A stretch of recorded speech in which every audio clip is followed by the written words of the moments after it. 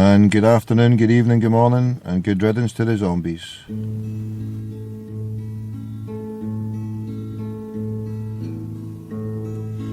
night was dark, the battle ended, the moon shone down O'Connell Street. I stood alone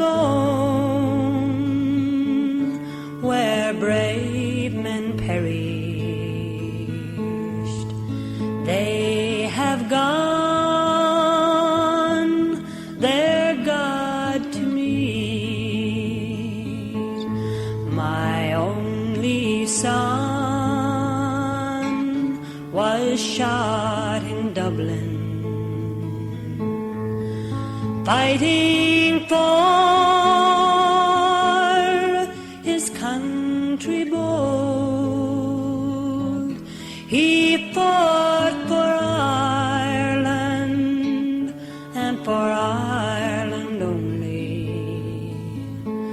The harp and shamrock, green, white and gold. The first I met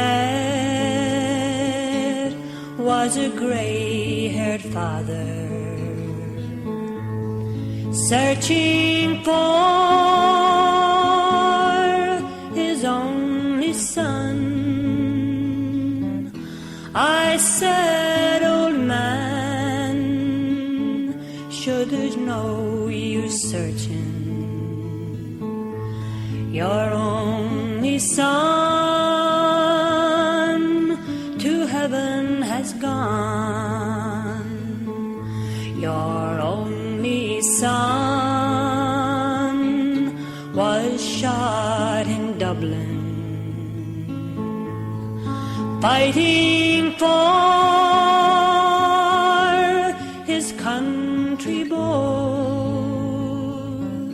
He fought for Ireland and for Ireland only. The harp and shamrock, green, white and gold. My God, he cried, I am broken-hearted. My God, he cried, going on his knees. I knew my son was too kind-hearted. I knew my son would never yield. My only son was shot in Dublin, fighting for his country bold. He fought for Ireland and for Ireland only. The harp and shamrock, green, white and gold.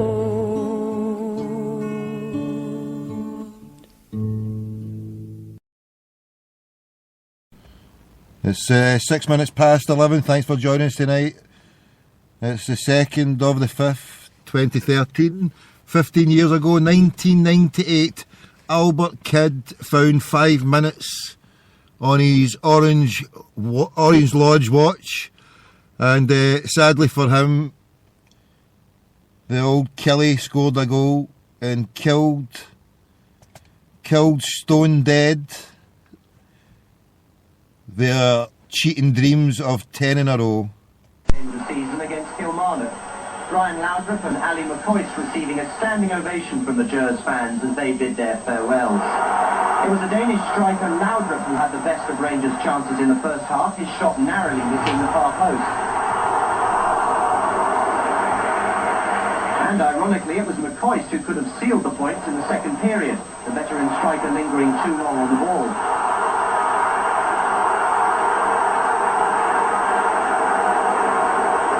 Rangers paid the full price for missing those chances as Kilmarnock spoiled the party deep into injury time.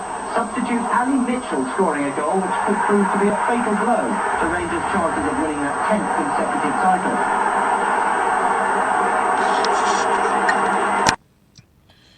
Yes, and it became known that Bobby Tate asked specifically to referee that match.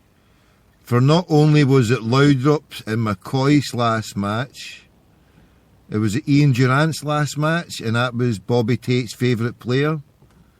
What a wonderful wee occasion, eh? Oh, nice and chummy. Excuse me, can I take my last game, because it's Teddy Bear's last game, can I kind of referee it please? Oh yeah, no problem, Mr. Tate, thank you. And then you see him in the picture at the lovely lodge. But it's alright, I'm just a mad paranoid Tim, just tripping out my dial, don't listen to me, you know what I mean, I'm off my fucking nut. And then look at that wonderful picture with Mr. Ogilvie and Mr. Smith, lovely handshake. You see the digits he was pressing there? They can't help themselves. Lovely show, just like Big Tiny Wharton and John Gregg. Just like the Masonic Temple as you walk into Ibrox. But hey, I'm just a mad paranoid Celtic fan. Just dismiss everything I'm saying, don't listen to me. And also we played that tune at the start. The Dying Rebel, in case you don't know. 97 years ago, the killing of 16 innocent men began with the shooting. Thomas Clark.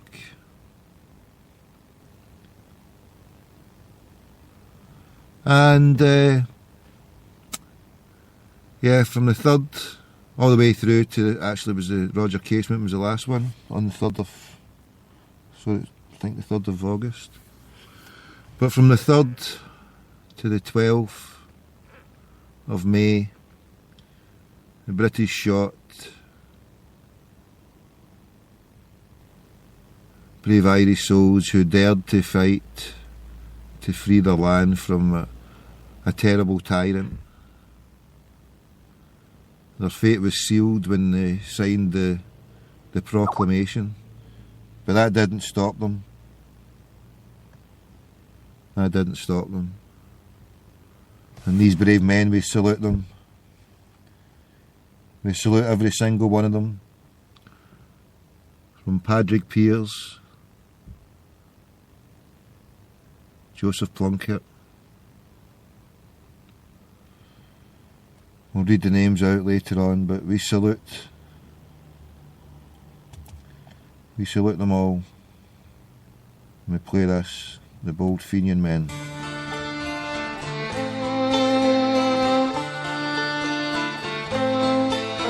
As down by the glenside I met an old woman, plucking young nettles, nor saw I was coming. I listened a while to the song she was humming. Glory-o, glory-o to the bold Fenian men.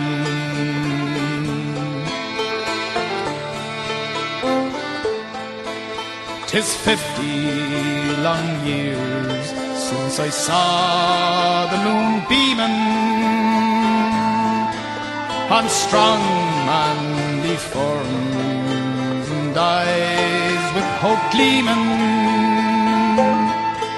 I see them again through all my sad dreaming. Glory-o, glory-o to the bold Fenian men.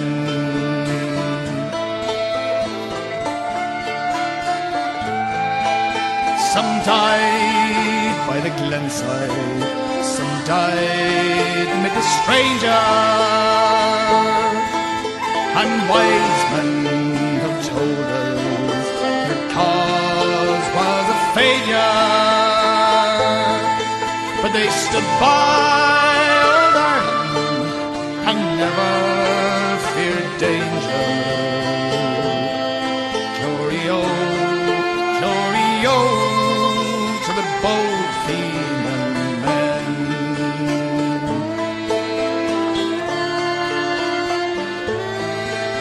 I passed on my way, God be praised that I met her. Be my life long or short, I shall never forget her. We may have had good men, but we'll never have better. Glory, oh, to the bold Fenian men.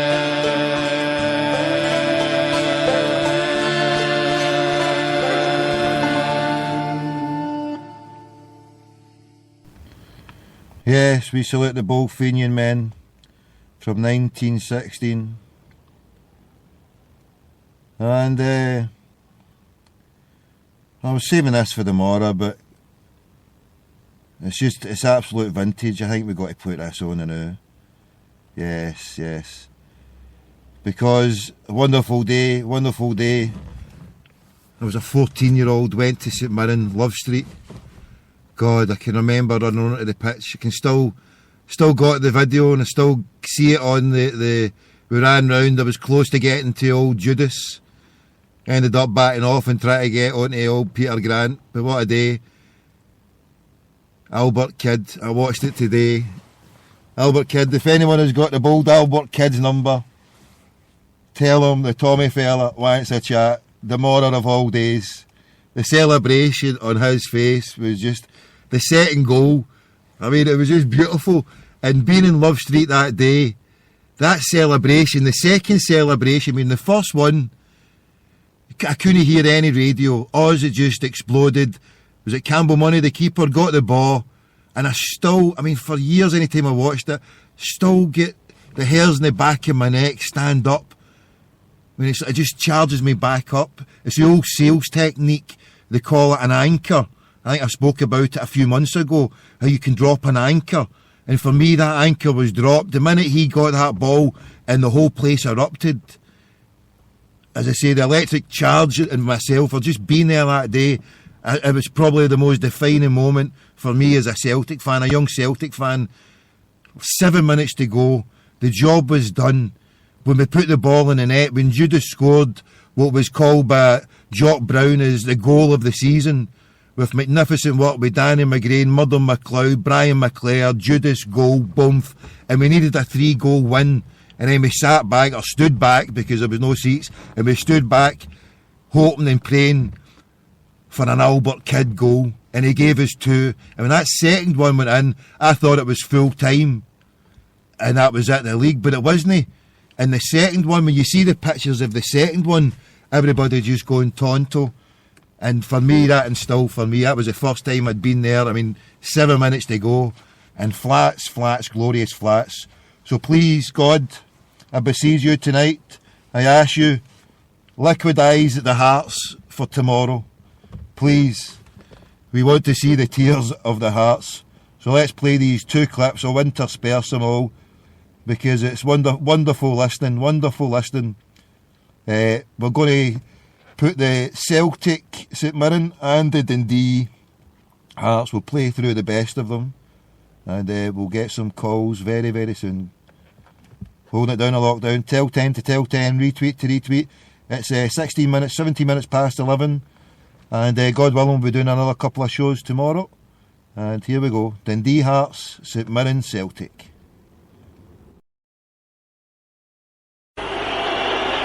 While who way back in August, blessed with a second sight, the seventh son of a seventh son, could have foreseen Hearts on the very last day of the season playing for the championship, requiring only 1 point, Comparing that with the disastrous start in August, and yet that, I think, underlines the great achievement of the Edinburgh side. With Celtic breathing down their necks, they have brought to the city something like 10,000 supporters, eager and looking forward to the start of this game, but particularly at the end, when they hear the final whistle, they're in their mass ranks to confidence that they'll take the championship back to Edinburgh. Well, there's a marvellous atmosphere inside here, and I'm sure it's affecting both sets of players, but oblivious to it all is the referee Bill Crombie from Edinburgh. Off we go, and if a scriptwriter had come up with an end of the season climax like this, I think it would have been rejected as being too fanciful, with one side trying desperately to get into Europe of the country, like Love Street and Ibrox. McKinley to take it. Oh, it's a dangerous looking ball, and that is a corner kick. And immediately that half defence looking Playing for Dundee, Tosh McKinley, much too short. Jim Duffy, Played wide. John Brown, Robert O'Connor. I think big crazy horse Colin Hendry might have been playing, not quite sure. Maybe anybody can confirm it. Quite a strong team Dundee had. Anyway, The side it goes, Harvey is there. Archie McPherson here on the ones and twos. What are you saying about it, Archie? And Sandy Clark back in the bench. Sandy Clark for Well, Hearts. just down the street from here in the game against them. Let's all laugh at Sandy. Let's all laugh at Sandy. Right, meanwhile, back with the Tim Alloys, we'll cut out now. And the Celtic here. Challenged in the end by Hamilton. Judas. But once again, Celtic have a corner kick. And a great header by Brian McClair. On you go, Chalky. Come on. And McClair does it again. Come on, the hoops. Jock Brown Oh, it commentating. couldn't have been simpler Oof. or more effective. In swinger from Archdeacon, McClair with the Oh, and Archdeacon. On the wee Oni. Oh, and Archdeacon on the wing. Brian McClair, look at that quality with Chalky there. I mean, that guy was class. McClair doing well, winkling the ball free to McStay. Here's Mo Johnston. Oof. It's there. Oof. Mo Johnston, the Celtic fans. See, Judas, he got a lot of plaudits, but McClair, if you look at it, I mean, Ferguson, he could pick a player. Look at the role he gave McClair. McClair's still there working with Ferguson's boys there. He seen a player there. That boy, Brian McClair, was just awesome. How we let him go. Here we go. Hold on. Beautiful. Paul McStay. Finding Aiken. Now McGrain. Celtic in full cry now as McClair gets free on the right. There's Johnston. Oh, Absolutely magnificent. come on. One of the goals of the season. Set up inside the Celtic half. The final ball from McGrain releasing Brian McClair. His pace and the final pass to Johnson was perfect. And Stewart this time completely helpless. Abercrombie. McGrain. Not a McLeod. Barnes. No question about it, Celtic are certainly playing like champions. Archdeacon testing Tom Wilson. Makes his way to the byline. Here's Gordon McLeod now. McStay. 4-0 to Celtic. Paul McStay thundering in goal number 4. And it was down to the creative play of Archdeacon on the left. Now look at the way he gets away from Wilson. Holds off the challenge. Now the dummy from Gordon McLeod. How about this? The thunderous finish. Stewart never moved. 4-0 Celtic, 4-0 Celtic. It moved into the second half. Everybody listened to their wirelesses. You see, I couldn't hear anything at that point. Just try to hear in to anybody. But you knew as soon as something would happen, you would know about it, you would hear about it. They brought on Albert Kidd. and Celtic are well in front. Hearts, technically, are still in the driving seat.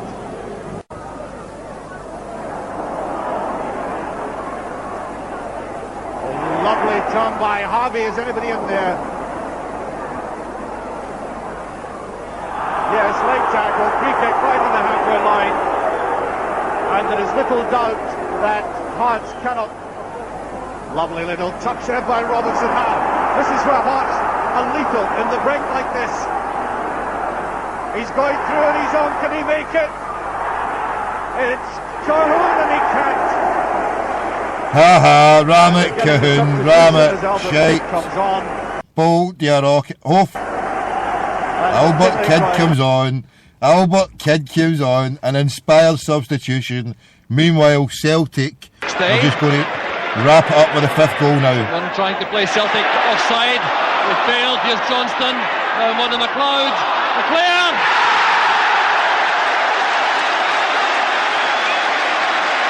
9 minutes into the second half. 5-0 to Celtic, and that one certainly with a tinge of good fortune. McStay beat the offside trap. Johnston hanging back, going forward, playing it back to McLeod. He tried a shot on goal, miscued completely, and McLeod took advantage. The ball landing at his right knee. Paul McStay.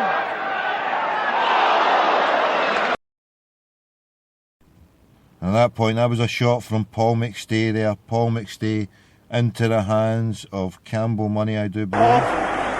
What about now back up minutes at of this Dens half Park.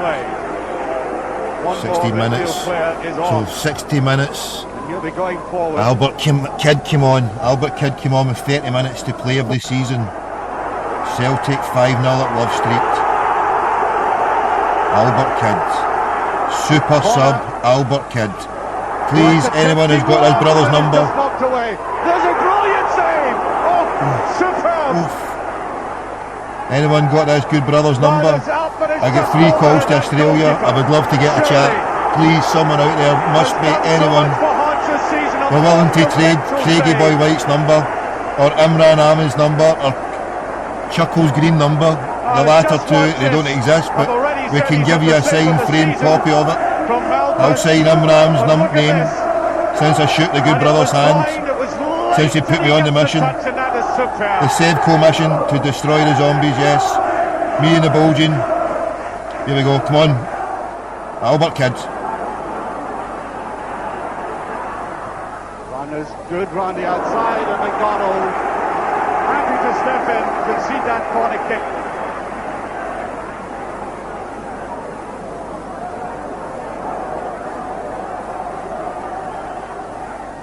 Swinging in and swinging very dangerously. There's a goal!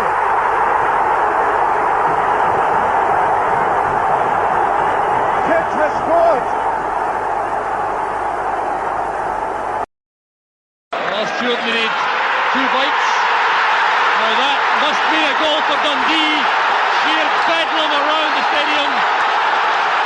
Well, you don't need to hear any more news than that. Dundee clearly has scored at Dens. Come on, Celtic. Come on. Lift off. Oh, what incredible scenes.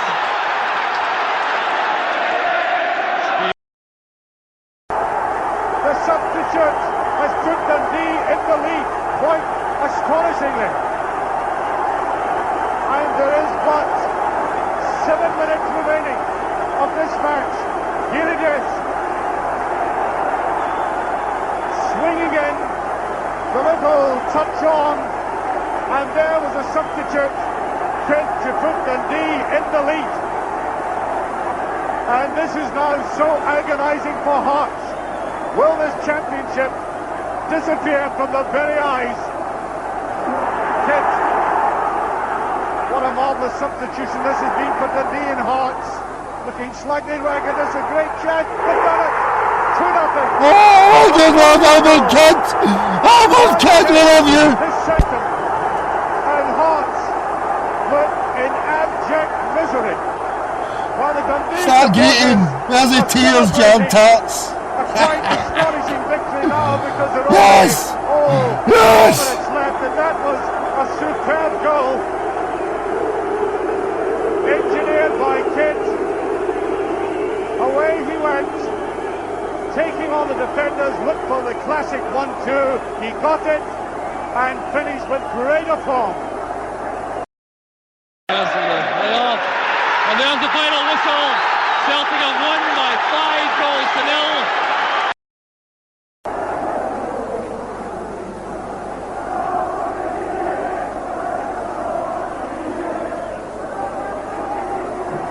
And it goes to Duffy. Seconds remaining, and there goes the final whistle. And let me repeat that Hearts apparently have lost the championship. They've gone all these number of games, 37 undefeated, and then suddenly on the last day, the last afternoon, the last 10 minutes of this championship, they lose out. Utterly cruel. An afternoon that started out with great expectation for the people from Edinburgh. And then suddenly these 2 goals, a quite deserved win, I may say, for Dundee. No question about that. And the police now successfully applying a bit of stability and order out there. And off goal, the very dejected Hearts supporters, utterly bemused by the happenings of this afternoon.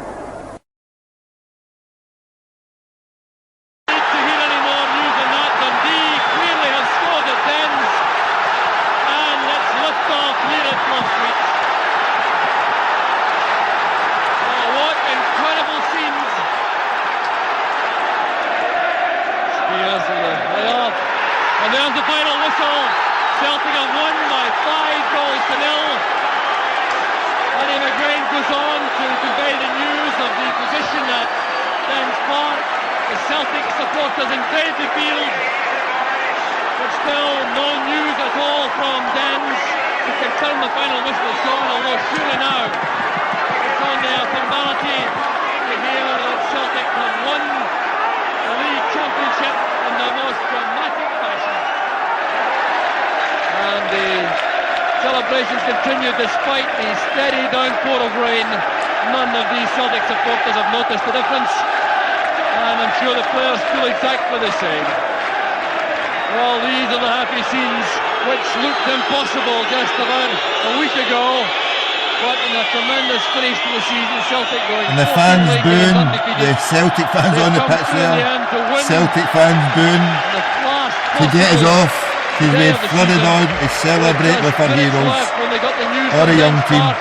I was 14. The celebrations began, they've been going Tommy Burns, the rain teeming down, Danny McGrain, Brian McClare, Judas himself. And on the performance this afternoon, they're certainly worthy champions. Yeah, we'll talk to Derek about that in a moment, but if you want to go to tomorrow night's game... Yeah, we'll not talk to Derek about that. Yeah, stupid looking trumpet, you.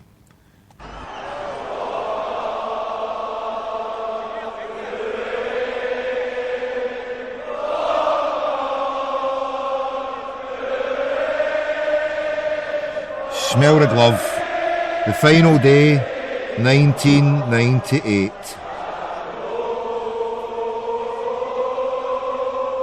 So it would have been the 9th of May then, wouldn't it? 9th of May. If the 2nd was the day when Kelly killed the zombies with the Bobby Tate refereeing travesty. This was against St Johnstone. Can be found on YouTube. Smell the glove. The final day, 1998. Walk on, brothers and sisters.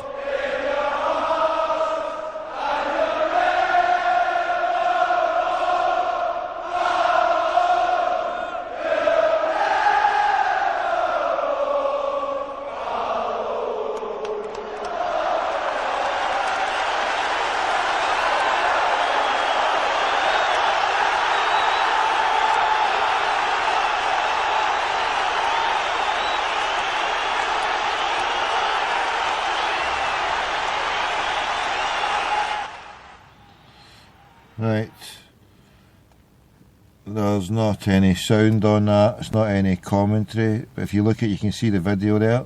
The video is there with all the action. No commentary at all. Just the crowd. Really nicely done. Superbly done. And for me that day, winning that, it wasn't about them stopping the 10. I hadn't seen Celtic win it since I was a 16-year-old. And on that morning, staying just across from St Michael's Chapel, I remember walking to the UK Walmart, buying a cargo of beer, because at that time I did drink, a huge cargo of beer, and a pregnancy test kit. And it was that day when I found out my second daughter, who was to be born, who we called after my wee nanny, who at that time was suffering from senile dementia. My mum had gave up her job to look after her, and sadly it was taking its toll on my wee mum.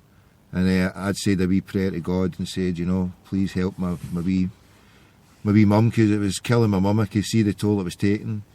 And I said, this isn't my same nanny that brought me up and helped me from my wee granny who came from Ballinrobe, County Mayo.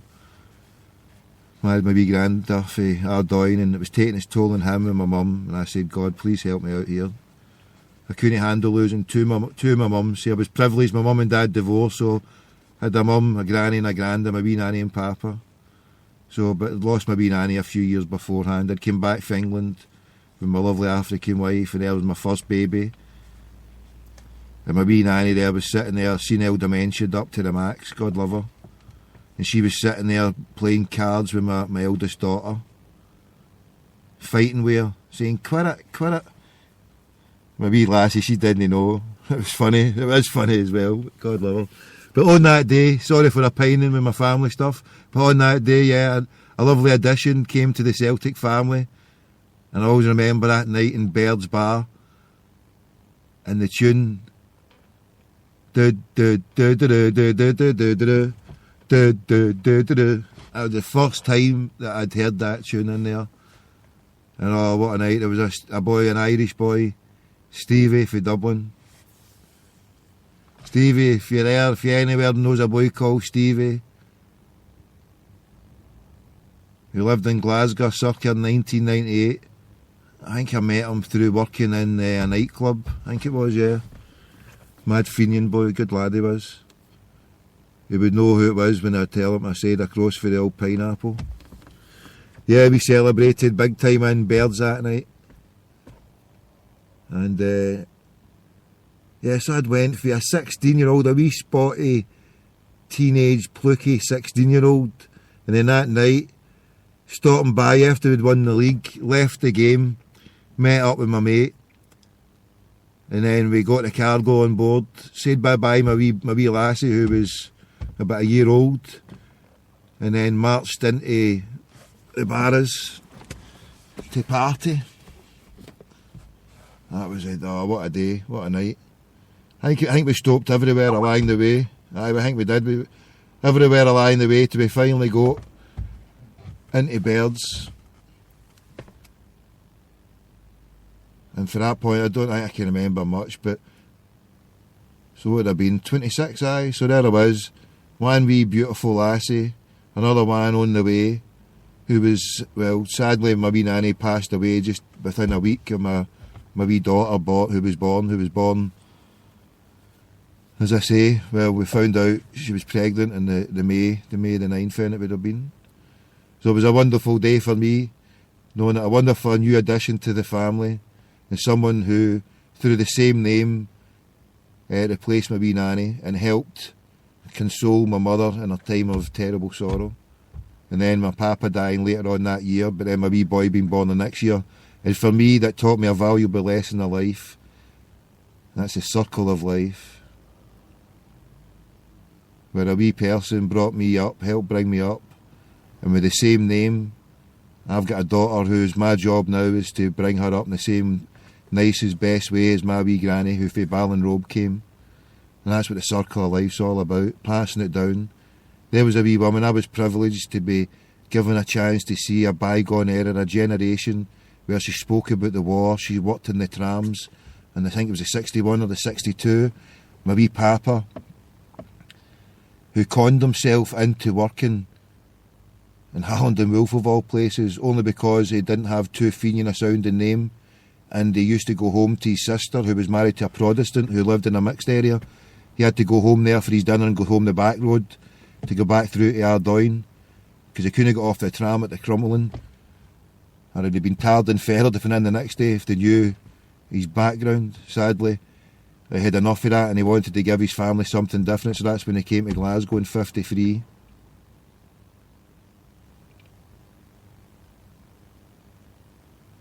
I'm just rambling on. Sorry, I do apologise. But yeah, the circle of life. And on the very day that James Connolly was shot, a new life was born a few miles up the road. It was my pappy. And then he came back to the land where James Connolly had migrated from. And the unfinished business from 97 years, and the passion in the hearts of people who were not alive that day, but we want to achieve through peaceful means a conclusion,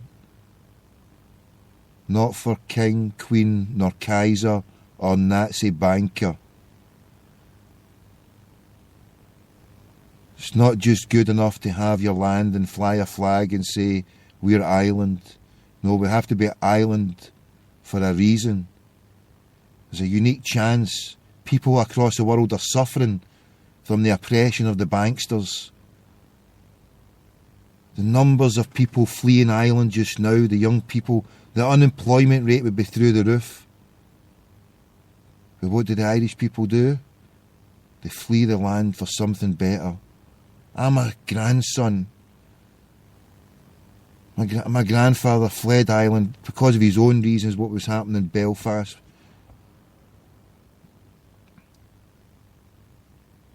At that current time, for his own reasons, to bring his family into something different. And yes, many things have got better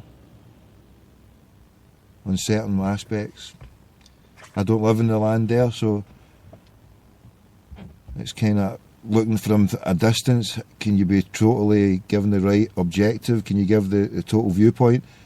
Am I being all nostalgic and misty-eyed for a land of where my granny came from, where my granda came from? Well, maybe. I just wish in Britain and Scotland that people here could wake up and see that they're being fooled and conned by the banking system and their puppets, the Queen and the governments of whatever colour, creed or Thatcherism, Blairism, whatever terminology, it doesn't matter what label it is, we're being controlled by a small elite group.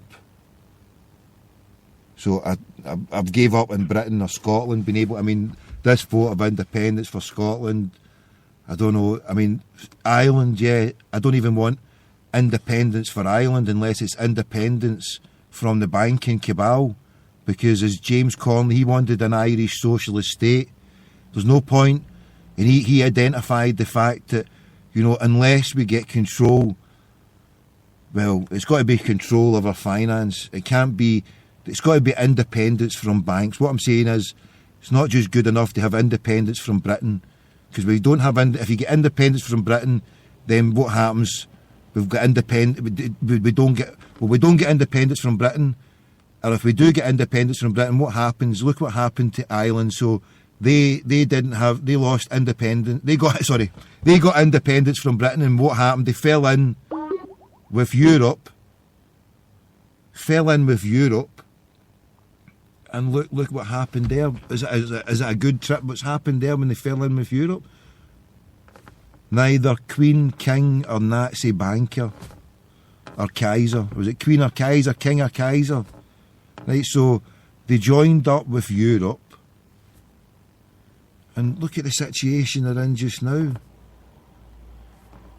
There was a whole situation, there was a honey trap that was set up by Goldman Sachs, who were in the news today, where after 5 years, when every other bank threw in the cards against the taxman and says, okay, we'll stop this illegal practice of paying are declaring their earnings into a tax haven, the British Virgin Isles. This was a loophole that, as I say, other banks gave up 2005. They continued for a further 5 years doing that. So these criminal shysters at Goldman Sachs, the Rothschilds' main banking cabbalists, they basically cooked the books of Ireland, Portugal and various countries, fudged it so that they could take part in this Euro experiment. If you remember, Gordon Brown, Tony Blair said Britain wouldn't join unless key economic criteria were met. Inflation, all the key stuff, right? All that jazz. Ireland, Portugal, Italy, all these countries were fudged into it by Goldman Sachs with a tsunami of credit. It was easily hidden because they based an economy, since Thatcherism and Reaganism with a trickle-down economy, voodoo economics, whatever you want to call it, when they reduced the working man's wage both to the bottom two levels. First of all, under Reagan, it went straight to the bottom. Of the industrialised countries in the world, the United States of America went to the bottom, and it did that by decimating the structure of the country by cutting the head off the unions, the solidarity part, where people could collectivise, making illegal, the gathering of unions together, and with the falsehood of going on your own property.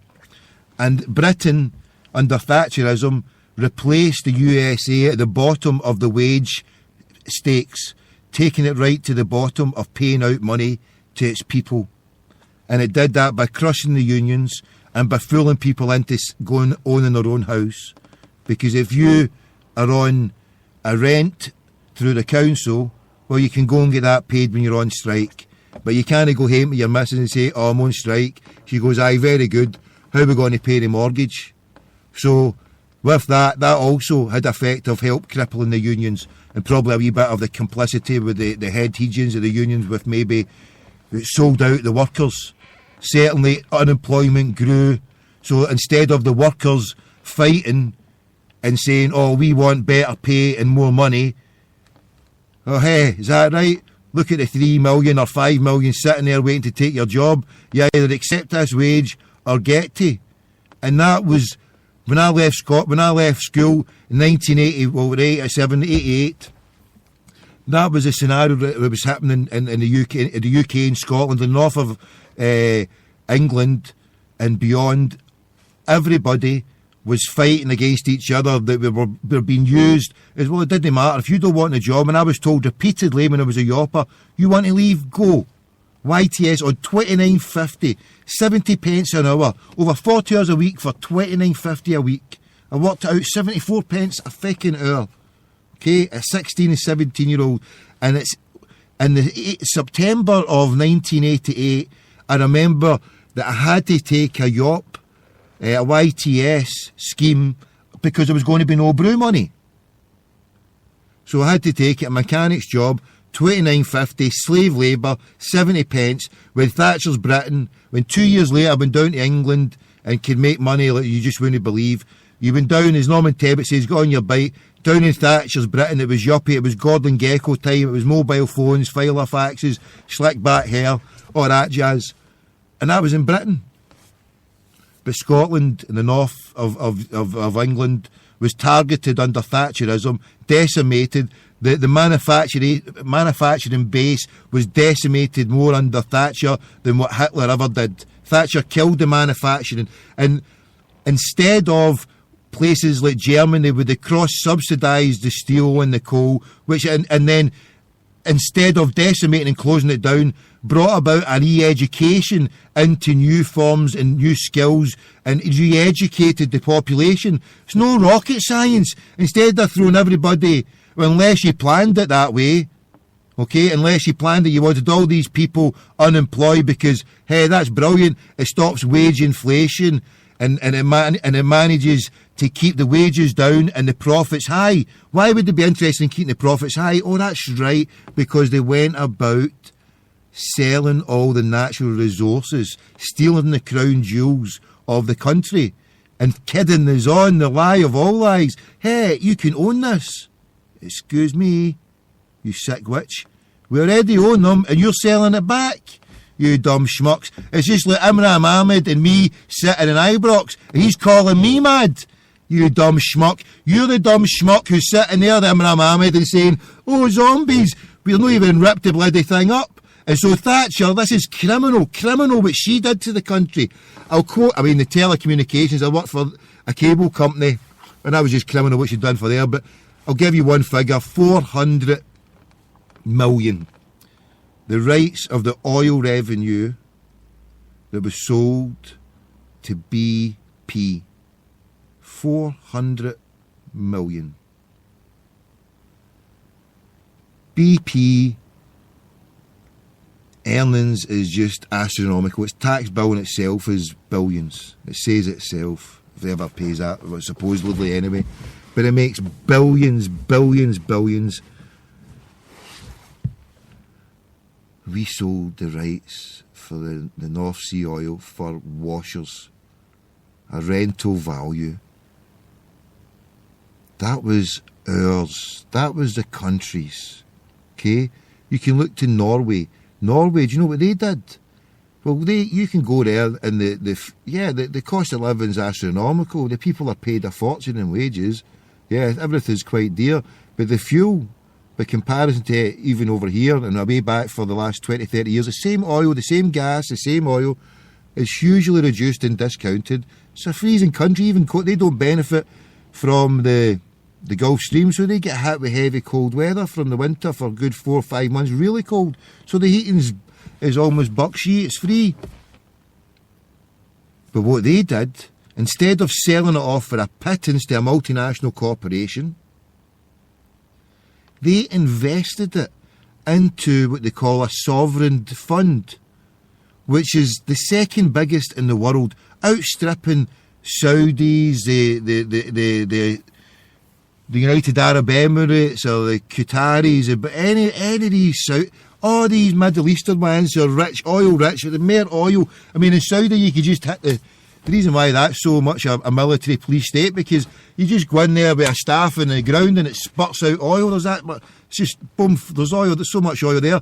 But how come Norway use the same oil, use the same gas from the same sea, and how come they have the second biggest sovereign wealth slush fund in the markets, that they've got, actually bringing and now producing more wealth back into the Norwegian economy than what the oil does just now. So in a period of 20, 30 years, they invested the revenue back into a sovereign fund, which with its investment and its portfolio is making more money for the country than what the revenue is coming through, right? What we did, we sold it off for a pittance, charged them a small annual rent, and they take it all out, and they go and they tell us, oh, we can't do it because governments can't do anything like that. We have to let big business do it. You dumb schmucks. The reason how the tax bill's so much, the reason why we're paying so much and been ripped off through the nose for all our bills and all our taxes and all our fuel that we're paying, the gas, electric, the money we put through our car. You go to the Middle East, you can fill a big gas guzzler with 100 litres or whatever it costs. Over here, what's 100 litres? That would cost you about £130. Over there, it'll cost you about £10, £15. So there's something wrong there. If you pay for something and the cost difference is that much, there's a huge rip-off happening here. Because it doesn't cost that extra £100 to drive whatever it costs all that here. Some huge, heavy rip-off is happening. When they say our interests in other countries are being impinged on, so we have to go and act because our interests in this region or with that, they're meaning they're working on behalf as paid mercenaries for the multinational drugs companies, pharmaceutical companies, the multinational banking cartel, the multinational armaments industry, the multinational everything, is based on the interest of the multinational, the banking cartel, okay? And they use and they fool people into going fighting wars of aggression, illegal wars of aggression into Iraq, What was that war all about? Afghanistan. Before 9/11, there was troops massed on the border in India waiting to go into Afghanistan. The Patriot Act, which impinged on the American citizens like never before, was just sitting there waiting in the wings. A huge, massive document waiting there just to be signed and gone, go, boom. We've been attacked. There's the Patriot Act. The biggest arms deal in history, over $250 billion to Lockheed Martin, was signed, sealed, delivered within days, weeks, not months, days, weeks. That was just sitting there waiting to go. Every 20 years, the American military-industrial complex needs a new boost of money. Check it out, the noughties, right? 01. Go back. 80, 81, Reagan, arms race, Soviets. You remember it? Massive boosted into his Star Wars campaign. Now what you find is privatisation of profit, nationalisation of debt. So what you found was all the American taxpayers' money went into funding all the NASA programs. So all the stuff with the public funded with NASA going into space, you can find and trace all your cellular devices, everything that came, that we see now from calculators and all the stuff, all had its origin in the American taxpayers' money going into the government-owned NASA, and then out the back door, the technology used and gained, passed on to Boeing and Lockheed Martin and other companies to specialise in whatever and make huge amounts in profit. Who's benefiting there? Well, your Halliburtons, your people who run that, your Cheneys, your Weisfelds, all these, no Weisfelds, you know what I'm saying. But anyway, the Bushes, the Bush, Cheney doctrine, all these crackpots who are on the multinationalists. At the same time, having places in power in government are leading the multinational corporation. And these are the people we can see, but in the shadow, in the background, is your international banking cartelists. Sitting there operating like Don fecking Curly Willies. Well, this is Thomas J. Clark saying that the people of the world should unite and that Ireland should lead the way. The revolutionary spirit, unfinished business, isn't just about defeating Britain and its empire. It's Pax Americana. And how can that be defeated? Well, they crushed or tried to crush Venezuela under Hugo Chavez. They tried to crush Iran under the mullahs when they offered an alternative to the world. There is an alternative to the capitalist system, but if it dares to shine that light bright, then big bad wolf America or Britain has to crush it, because the example of something different has to be crushed mercilessly. There was a lovely land called East Timor. East Timor. You can check it out in a film by Noam Chomsky, Manufacturing Consent. And in this film, these people, they had no ties to anyone. Wasn't a religious cult. They had no weapons. They had nothing. Outsiders who had visited this land, this wee island, had said it was like paradise on earth. They were a blissfully happy people, and it coexisted with nature. And people who had seen it said, wow, let them be. This is wonderful. Do you know what happened? The Indonesian government, backed by the CIA, went in and massacred the poor people, the East Timorese. There was an Australian film crew who went in to highlight the plight of the massacre that was happened. God rest their souls, they were massacred in the camp one night. You see the filming prior to that. And the reason why Noam Chomsky said that they wanted to crush this people was just for one reason and one reason only. They weren't Islamic militants. They weren't communist. They were nothing. They were just, God love them. They were a people who They were just an innocent people who had nothing, no ties to nothing. You couldn't label them as anything. But the only reason why they were slaughtered is because, see, their way of life, it was a wonderful, peaceful example of how humanity can coexist with nature, not damaging it, self-sustaining and coexisting, happy, smiling people. I think the accounts that they read was from people who had been there 100 years ago, whatever, and then even up to present day, up to just the late 70s. And so you find it, well, in Iran, you find it in, look what Hugo Chavez did in Cuba. You look what happened in Cuba.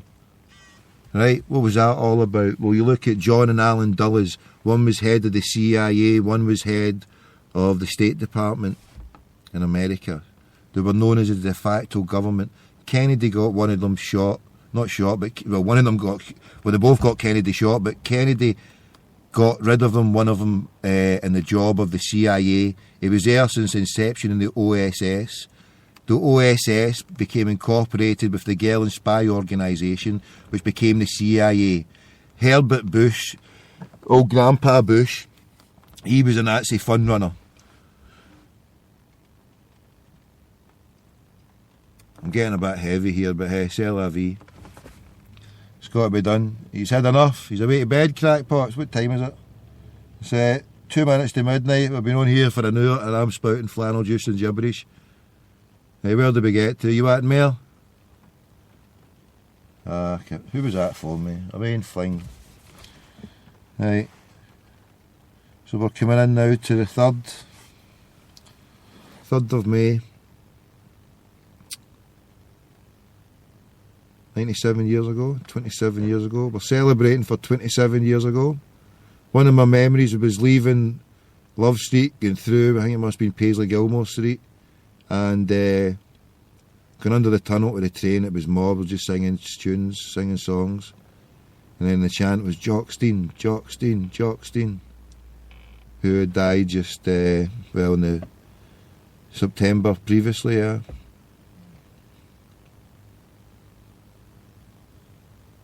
So I think that's us. We're into the 3rd on my clock here. The 3rd of the 5th, 2013. Right, so back to, what were we on? George Bush. Where were we at? What were we talking about? Anyone? Hit me with it. It was just flannel juice and gibberish, so we're talking about a world war. Since 60s, well done. Love Street 86 and league title win. Goosebumps. Oh, well done, Gary boy. Oh. Celtic dreams. I'll be doing a show in Chapel Hall anytime, brother. Under the cover of darkness, I'll need to sneak in. Sneak me in then. Sneak me in, Big G, and we'll go on. We'll team-handed, we'll go and do one together. We'll put a team-handed show. Celtic Community Radio and Celtic Dreams. Yeah, so we're in the 3rd or the 5th. So what I was saying was, there's a unique opportunity for Ireland to stand out and be a beacon for all the oppressed people in Europe just now. And here's how a solution can be achieved, and how we can be a beacon, and how we can challenge this system by doing it peacefully. No weapons. No sorry, no weapons. Very easy, very simple. Just a bit of ingenuity. Sadly, as I say, Britain, Scotland, it can't be done, okay? It's too much opposition, but Ireland has got a spirit that it could be ignited in a peaceful way. Already, there's a positive sign out there, right? Already, they're withholding paying their mortgages, okay? They're withholding paying their mortgages. There's a time bomb waiting to happen. Terrible thing to say, but they're being pressurised by Europe to enforce the kicking out of people from their homes.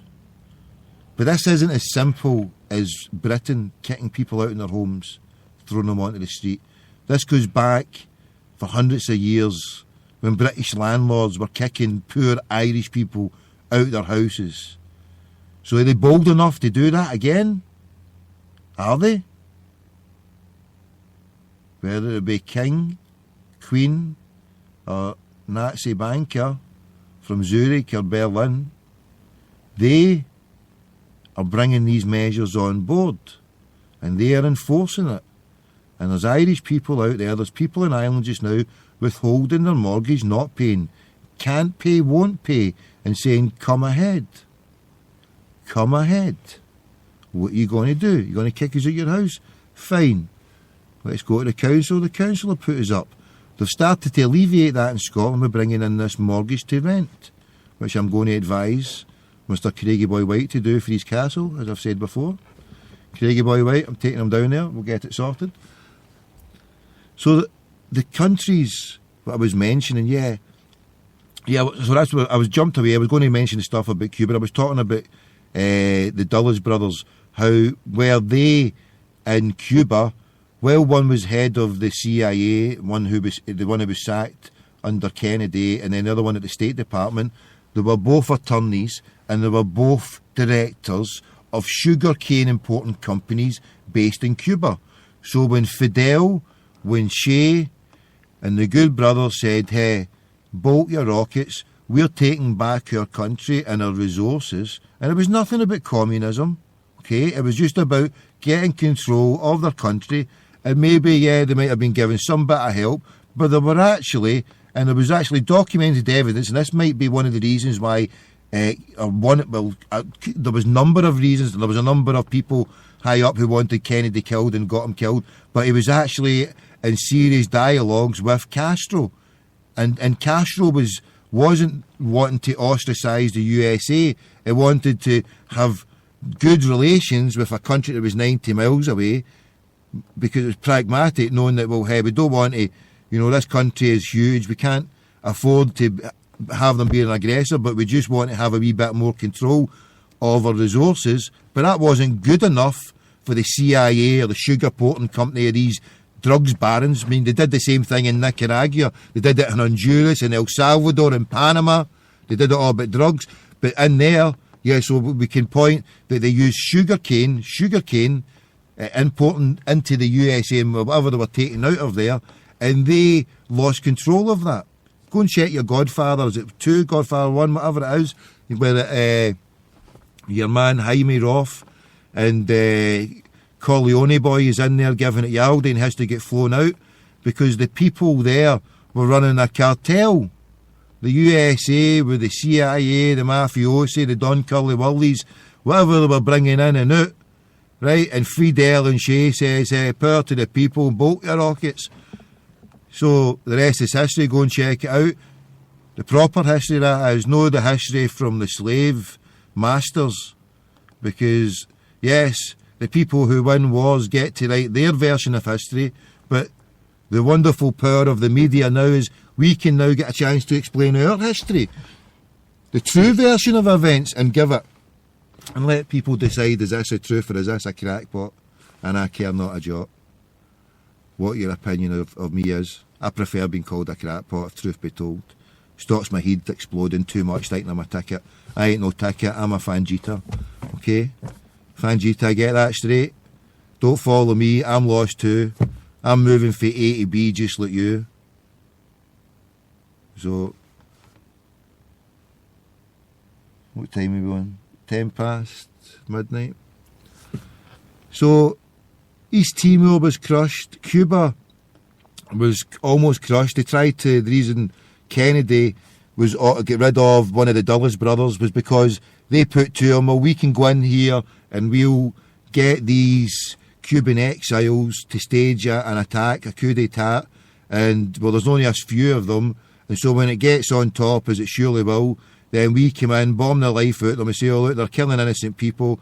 We'll go in, flatten the place, and then send in the land troops, and then similar to what they did in Libya, similar to what we did to many other countries across the planet, stormed in, take the resources, and so they did that.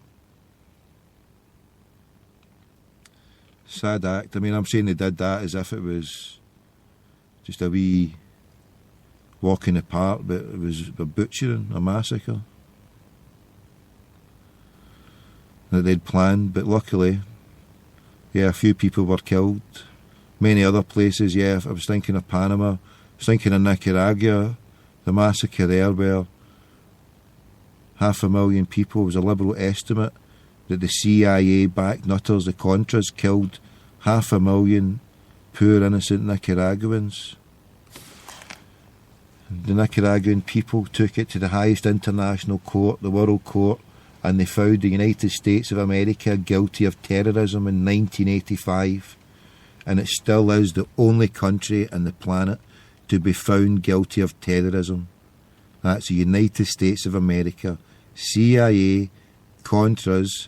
Then it gets even worse for them, right? Because you've got the Iran-Contra affair where Oliver North took, this is all documented, this ain't no conspiracy shit, right? Go and check the Iran-Contra hearing on YouTube and see Ollie North lie his arse off. Yes, Ollie North lie his arse off when they took the drugs from Nicaragua, flooded the ghettos, and I urge you to watch Cocaine Cowboys 2 and listen to a guy there, a black guy, Ricky Ross, whatever he's called, Ricky Ross, Freddie Ross, Freebase Ricky he was called. He was getting pure, cheap as shit coke for Nicaraguan contacts who were actually CIA, flooded the place, right?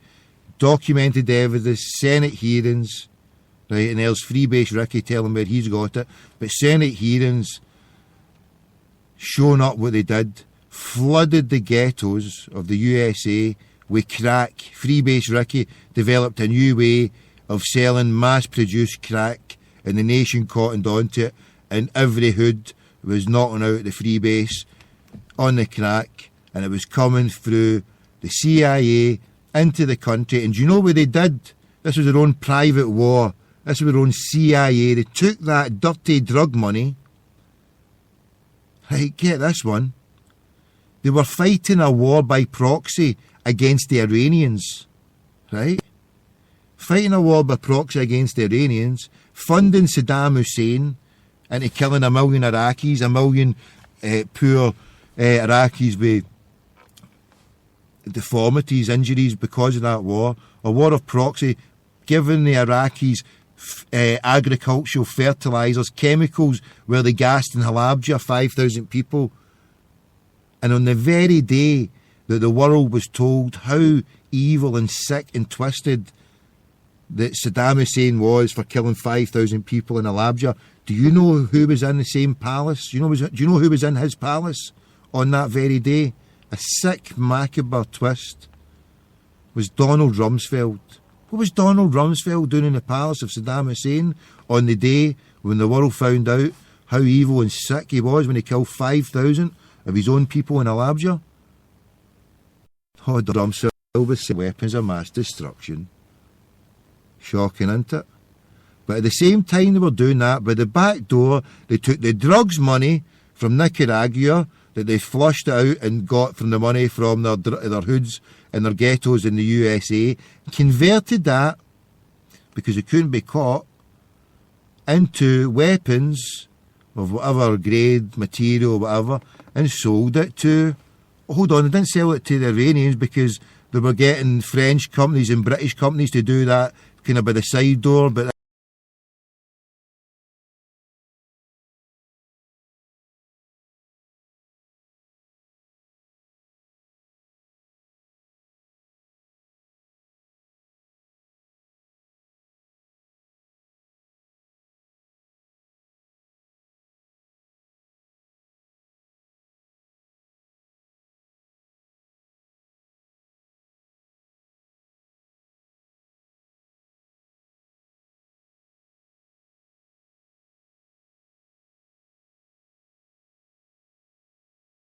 and that meant that it was going to be dictated to from outside by the World Bank and IMF. How was it going to be dictated to? Well, you can go and check out Africa or South America or Asia. were the structural adjustment loans placed on countries through Robert McNamara, who was a head Hegian in the World in the World Bank, but prior to that, it was a head Hegian in the United States military junta. And he brought in structural adjustment loans, which meant that if a country defaulted to the loans of the World Bank and IMF, then the World Bank and IMF would dictate to that country how much money it spends on its infrastructure and its people, its resources. In other words, what we're calling it here, austerity. Yeah, austerity. So this austerity programme is inflicted across the planet by the World Bank and IMF. These sick illegitimi were about to take control of Iraq. Saddam turned to his American handlers and they found out that, yes, just like Chief Sitting Bull, white man speaks with forked tongue. Because no sooner had the USA said, OK, on you go, then as soon as they did it, they said, look, you're caught, you're a bad guy. But the crime that Saddam Hussein had did invading Kuwait was no different to the crime of the USA invading and flattening part of Panama City to go in and get out, and you couldn't make this up.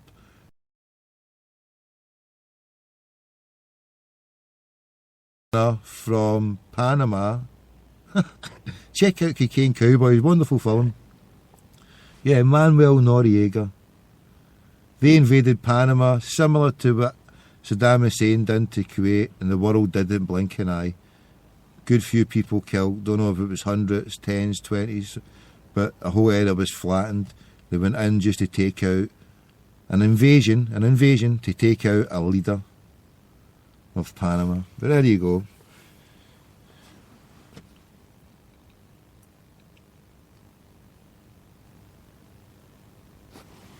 So, anybody there? He's all there? Crackpots, tell 10 to tell 10.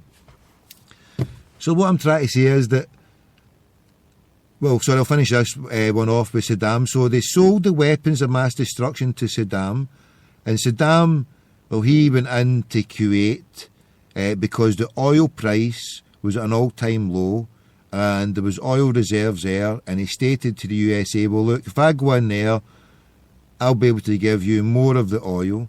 They called his bluff and ended up shutting down the second largest oil field in the planet for 12 years, okay, when the sanctions were placed on it. And then when they took the tap off, we went in there, trillions of dollars of oil revenue have disappeared and have been unaccounted for. They even reckon that so much of it went into the hands of quote-unquote insurgents. Or maybe CIA, quote-unquote, should be. But anyway, this money, this dirty money that they use and they swish about, it's openly there documented what they did, and they took the weapons and sold them to the Iranians to fight against the Iraqis during the mid-80s, the war of proxy. Right, so basically what I'm trying to say to you is, if Ireland and the Irish people was to lose faith in the banking system, just lose faith in it, one of the key steps has already been achieved. If people in mass numbers are no longer paying their mortgage, and with the history of what's happened in that land, then by God, it's beautiful, it's wonderful.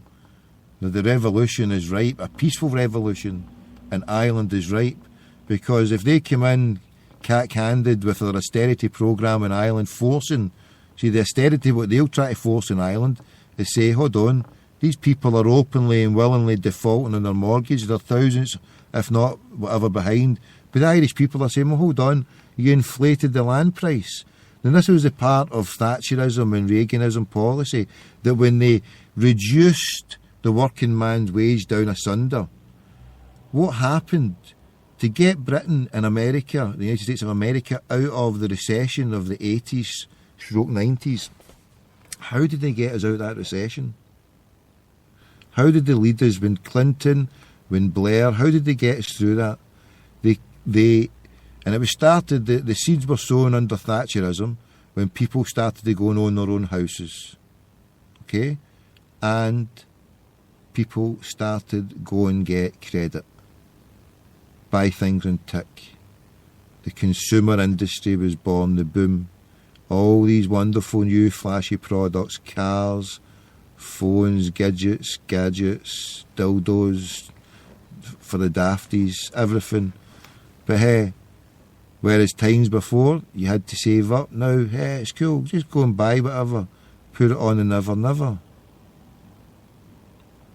Whole new ball game. They based an economy in the USA and in Great Britain particularly, right? They decimated it by killing the manufacturing base, and how they managed to pull it off for the last 20 years or whatever has been on rising land prices and consumer credit. Rising land prices and consumer credit. That's how they managed to bubble it along and take it along the way they managed to do for so long. Was they kept putting the house prices up and up, or the house prices never kept putting up. I mean, it just went up by natural, there we go, the house prices just kept going up and up. A wee dip, maybe 90s, late mid-90s or early 90s, but then you watch a steady increase from late 90s, 2000, 2001, all the way up to the crash about 2000, 2007, 2008, and then it's went down. And where is the recovery? Well, the sad answer is, if they keep us to the measures of austerity, then there's no recovery for another good few years, because the measures that they're in place and on upon us is similar to what happened in the countries I mentioned earlier, in South America, in Africa, in Asia, the World Bank and IMF, the structural adjustment. The austerity programmes will not work. They will provide doom and gloom for maybe a good decade or more, and maybe never recover from it. And this is the plan from them. They're wanting us to be reduced to the level of a third world nation in Britain and Ireland. But the chance is that we could be a beacon of light. There's no point in rioting on the streets and fighting and banging drums and throwing flares or doing whatever in the street and being nuisances. What we have to do is walk into the banks or the parliament and just have some tea and crumpets and camp out and then just say, look, hold on. It's a radical pacifist peaceful revolution. Nobody pays their mortgage. Nobody pays their rent. Nobody pays... It's not civil disobedience. It's not having faith in an illegal banking system. And by not paying your mortgage, that's the first step of not having faith. The other step is to create your own currency. I believe it was the punt? So we punt the pound and the euro, we punt it into the touch, and we bring in the Irish currency,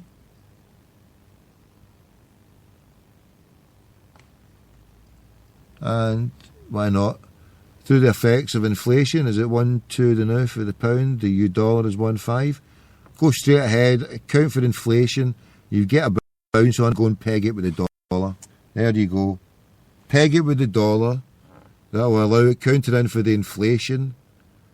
Peg it with the dollar. We don't trust these shysters. It's only a temporary short measure. This is crackpot economy. But listen, hear me out.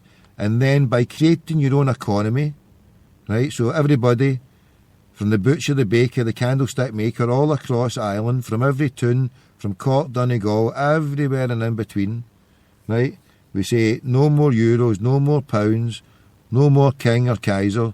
We're using the Irish punt, right? We're punting everything out the window and we're going for the punt. We can call it a shekel, we can call it whatever, doesn't matter, the name is irrelevant.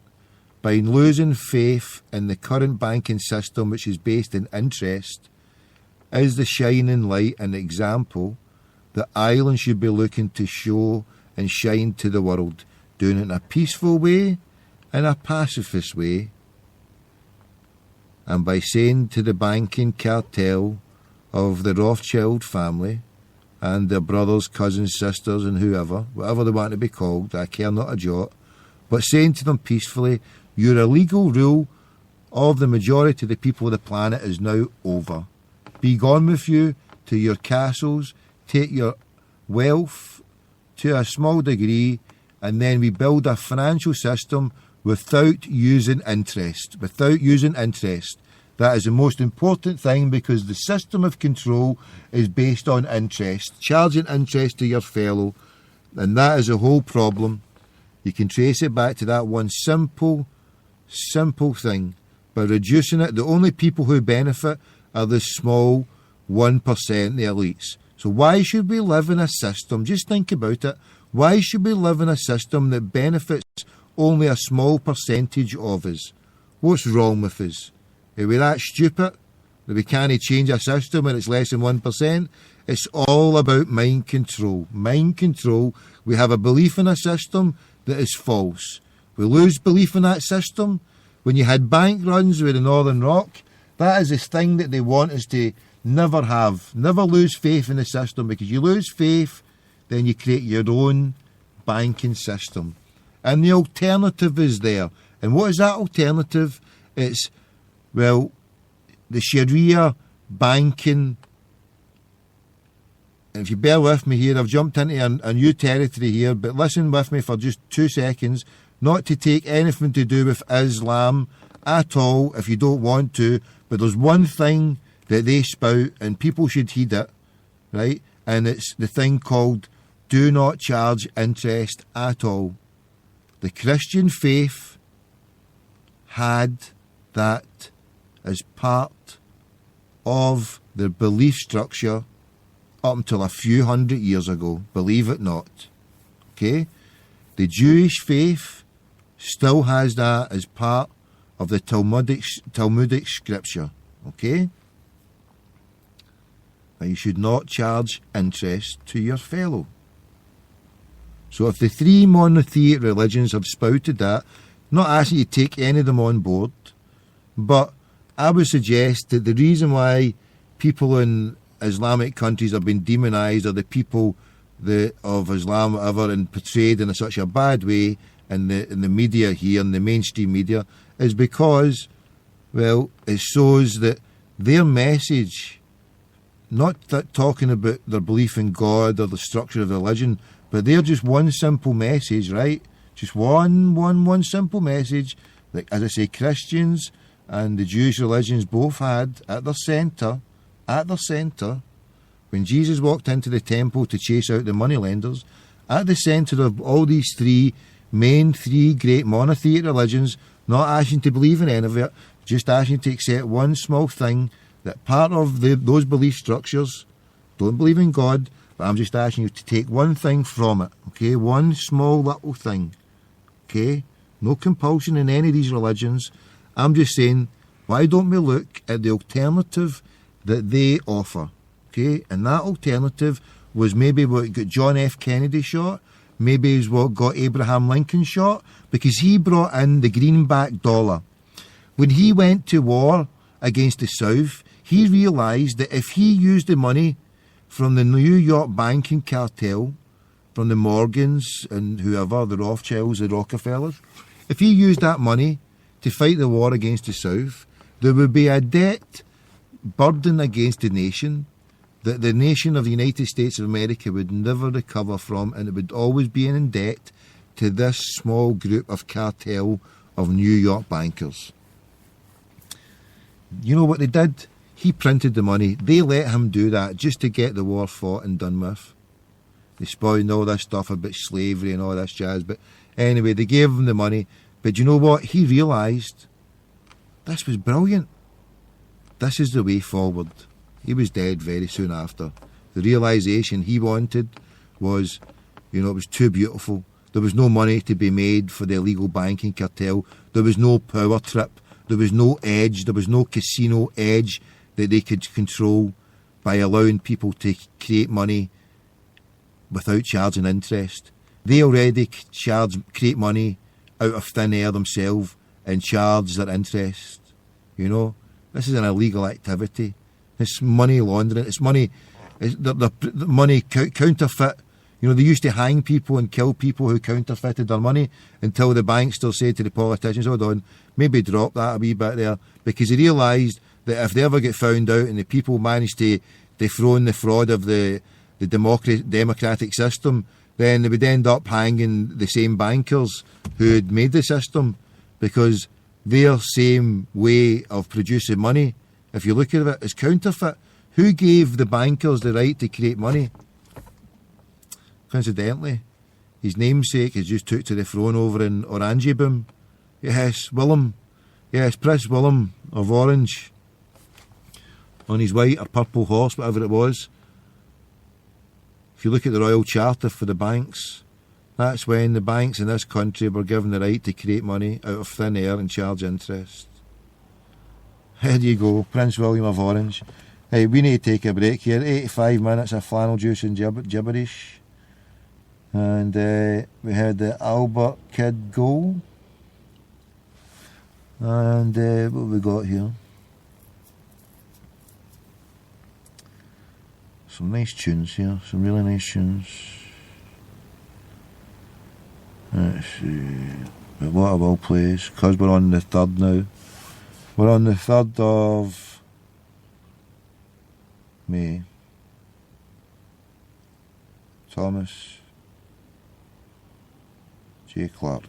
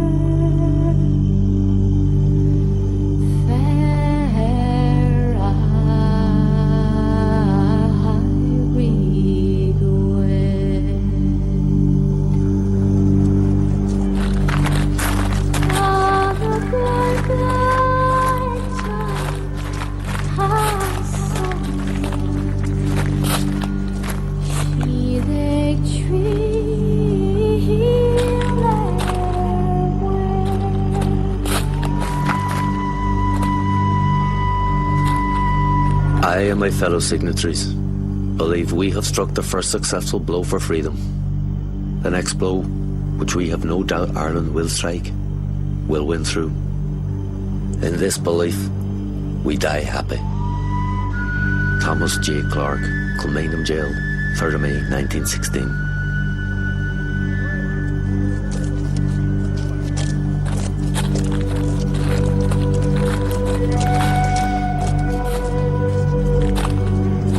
Squad, ready, aim, fire!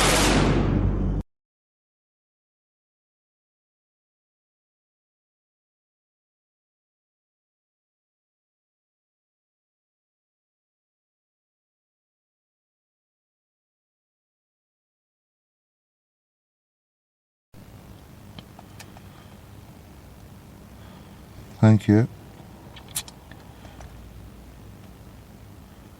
That silence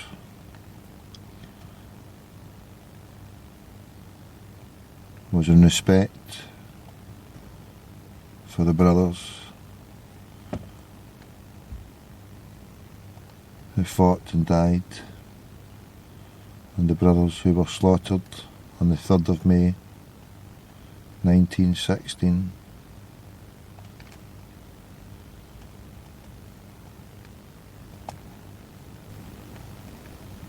And time to play a wee tune. I'll be back after this, God willing. The night was dark, the fight ended. The moon shone down the garden streets. I stood alone where the brave men perished. For now they're gone, their gods needs. My only son, he was shot and fighting for his country. He fought for Ireland and for Ireland. The hard shamrock, green, white, and gold. For the first time met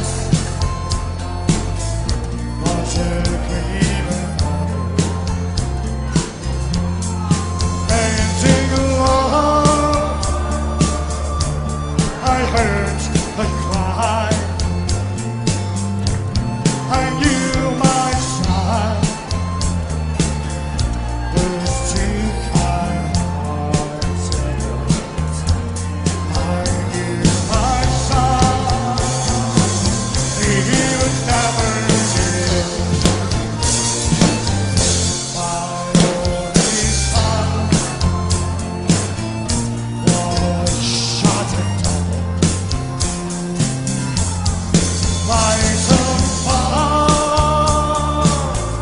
his country home.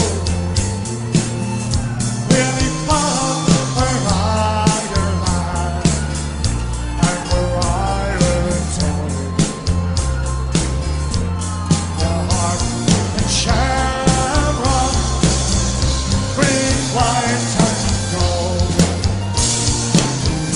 And the next I met was a brave and brother.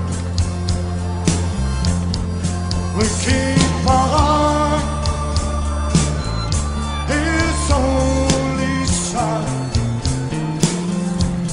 I said, old man, there's no use searching. It's straight up to heaven. You face on his path. And the last time back was a tired rebel. And his love, I heard him say, God bless our home in dear Cork City. And the roaring tears of the IRA. God bless my home in dear Cork City. God bless the cause for which I'm tired. There we go, Shabeen, the dying rebel. And thank you for joining me tonight. Thank you for joining me tonight. And the slaughter of innocents. The slaughter of innocents began on the 3rd of May 1916. Innocent men who had signed their death warrant just a few weeks previously. One of them,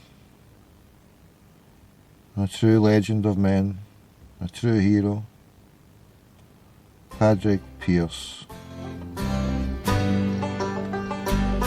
God bless you, Patrick Pearse. In Dublin town in 1916, a flame of freedom did arise. A group of men with determination caught an empire by surprise. And through the streets our men were marching, they rallied with their hopes and fears. And the end the boys came marching for their leader, Patrick Pearse. The poet and the Irish rebel, a Gaelic scholar and a visionary. We gave to him no fitting tribute, when Ireland's a peace, only that can be. when Ireland's a nation united and free. On Easter morn they faced the nation from the steps of the GPO, and they read aloud the proclamation the seed of a nation had to sow. But soon the word had spread to London of an insurrection there at hand, and the deeds of Padraig Pearse, who set about to free his land. The poet and the Irish rebel, a Gaelic scholar and a visionary, we gave to him no fitting tribute, when Ireland's a peace only that can be, when Ireland's a nation united and free. For 5 long days the battle rages, for 5 long nights the battle war. He watched as Dublin city blazes, see his men go to the floor. Now Ireland's proud of his efforts for her cause. He fought with pride to save more life, to save our city. We'll make our peace, MacPearish cried. The poet and the Irish rebel, the Gaelic scholar and a visionary, we gave to him no fitting tribute, when Ireland's a peace only that can be, when Ireland's a nation united and free. Canaan in jail in 1960, they brought young Pearse from his dead cell, and they had tried him as a traitor to shoot a man who dared rebel. He only tried to free his country of the shackles of 800 years. As dawn did break on that May morning, they shot our leader, Padraig Pearse. The poet and the Irish rebel, a Gaelic scholar and a visionary, we gave to him no fitting tribute, when Ireland's a peace only that can be, when Ireland's a nation united and free.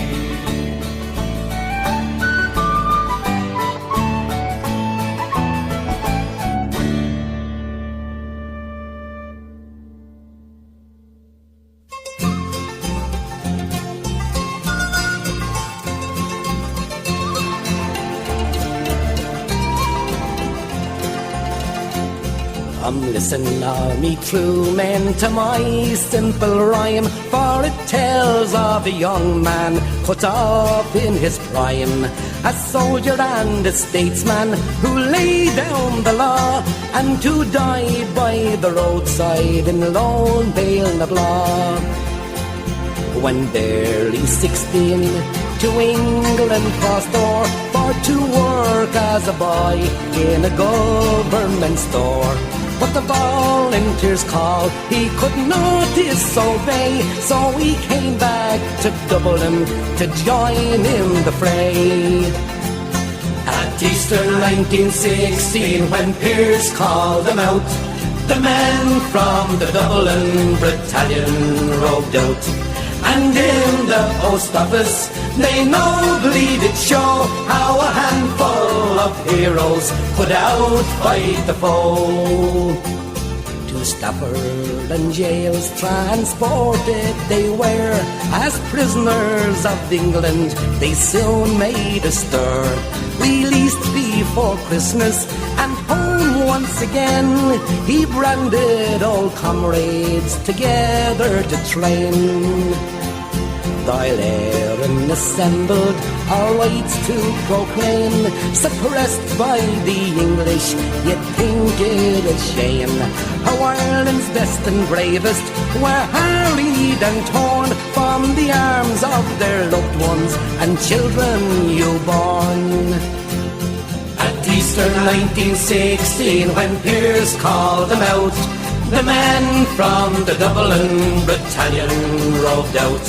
And in the post office they nobly did show how a handful of heroes could outfight the foe. For years Mick eluded their soldiers and spies, for he was the master of clever disguise. With the custom house blazing, she found 'twas no use, and soon Mother England had asked for a truce. Oh, when will the young men a sad lesson scorn, that brother on brother they never should turn? Alas, that is split in our ranks here we saw Mick Collins stretched lifeless in lone Bale na Blah. At Easter 1916, when Pearse called them out, the men from the Dublin Battalion rode out. And in the post office they nobly did show how a handful of heroes could outfight the foe. Oh, long will old Ireland be seeking in vain ere we find a new leader to match the man slain. A true son of Grania, his name long will shine. Oh, gallant Mike Collins, cut off in his prime. At Easter 1916, when Pearse called them out, the men from the Dublin Battalion rode out. And in the post office they nobly did show how a handful of heroes could outfight the foe.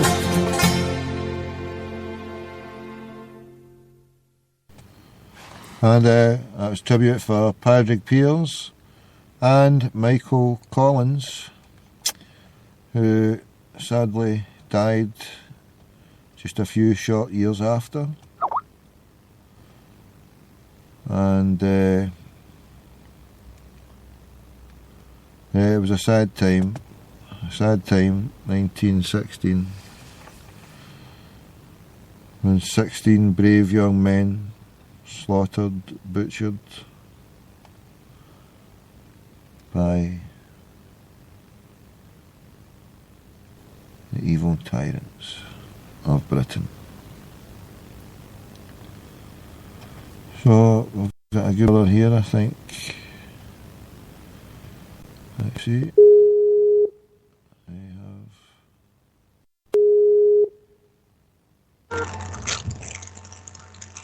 Hello. Hello. How you doing, Tommy? Aye, no bad. How you doing, bro? Oh, not bad at all. Not bad. I'm on holidays. Happy to be on holidays. Where are you just now? Where are you tonight? In the sunny Vale of Leven, man. Vale of Leven? Yeah. How's Vale of Leven tonight? Is it alive? Is it alive and kicking? It's always alive and kicking. I was in a wee pub crawl up the town tonight with one of my good pals I hadn't seen in a few years, so it was nice. I'm just home now and thought I'd give yourself a wee call. Ah, good stuff, mate, good stuff. I take it you've been away for a wee while then? Well, I live in Canada, actually. I'm just home for a couple of weeks. I've been over in Canada. When was the last time you were back? It's been a while? It was last March. Cool. Yeah, I try and go home once a year. So all the fucking Celtic boys are banning me from going to games. The other time I go, we get fucking beat. But that's by the by. As long as you're not here for the cup final, then I don't get out of the country. I'm long gone for that. But. That's good. Any room in a suitcase for me? I'll crumple up, take me out of here, smuggle me out, get me out. Rick, I would if I could, bro. I would if I could. It's done. You've signed and sealed it. That's it. Send you my pound. Pound seals the deal apparently around these parts. That's right, man. Give me the Craigie White treatment. A pound. I'll give you a pound and I'll give you Craigie White's 11 digits. Man, that's priceless. You better believe it, mate. I'm holding on to his number like Golem holds on to rings, mate. I mean, people have asked me, but I'm like, oh no. This boy's precious to me. I mean, you got to love him. I mean, the fact we sing out his tune, we're winning the league, we sing out his tune, and we unfurl his banner and his name. It gets ruined. Pedro Lawwell gets to touch the Craigie boy White, the unseen Fenian hand passed about all over the place. You got to love him. I mean, he's come in now. He's shook them all about. They've tried to do him up like a kipper, And then he learned, I mean, I'm not taking it with credit, right? But he must have thought, well, if that daft bastard has recorded me and shafted me, then these daft bastards have got probably think they're going to be able to get away with it as well. So hopefully I wisened him up to it, and he said, right, because I don't think there was many recordings pre that, although we'll soon find out. If my theory's a butt flush, then c'est la vie, but until it gets bust, then I'm taking the derry for putting the idea into the Craigie Boy White. And if you listened to my show a couple of weeks ago, I've not phoned them because I've been so busy trying to get a deal in Hollywood. I've been trying to tie up Ferraris, Hugh Hefner's October jelly ice cream bash, all sorts. But as soon as I've got the script and the Hollywood shit sorted out, and I bought a VCR for £100, then we're going trans-global, Beverly Hills 90210 style, and we're doing the Craigie Boy White. I'm waiting for the good news, and then I'm going to tell Craigie, because it's all went quiet now, so my PR campaign hasn't been needed. So once it kicks into gear, because Craigie Boy White is going straight back in there. That's why Imran and Green have bolted, because see, the minute I declared, I turned against. You look, check the timeline. I declared I'm going against Sevco, who had bumped me. They said to me, Tommy boy, we need you as a black ops crackpot artist for us. And I says, not a problem, cash up front. I offered them 50 grand for 50% of Glasgow Radio Online. I'd already performed some dark arts for them, so they've shafted me for that. But c'est la vie, they're my good brothers. They knew I was doing it for the love, so they've shafted me for that, but I don't care. They were out to shaft the zombies, and I was their agent provocateur. And then the minute I turn against my brother Imran, he ditches his phone. Alex Thompson can't get a hold of him. He walks away for the kludgy, and then I fly my flag to the mast and say, Craigie Boy White's Fenian Army, all the way. And I'll come out now. Craigie Boy White, the proof is there. Tony Cassidy's got it recorded and clipped out there in SoundCloud. It's there, unrefutable. He accepted me as his agent and his PR in this country, and even admitted I would do a better job than that Fangita, what do you call him, Jack Irvin for Media House. It wouldn't be hard to do a better job than him. I mean, it would be easy.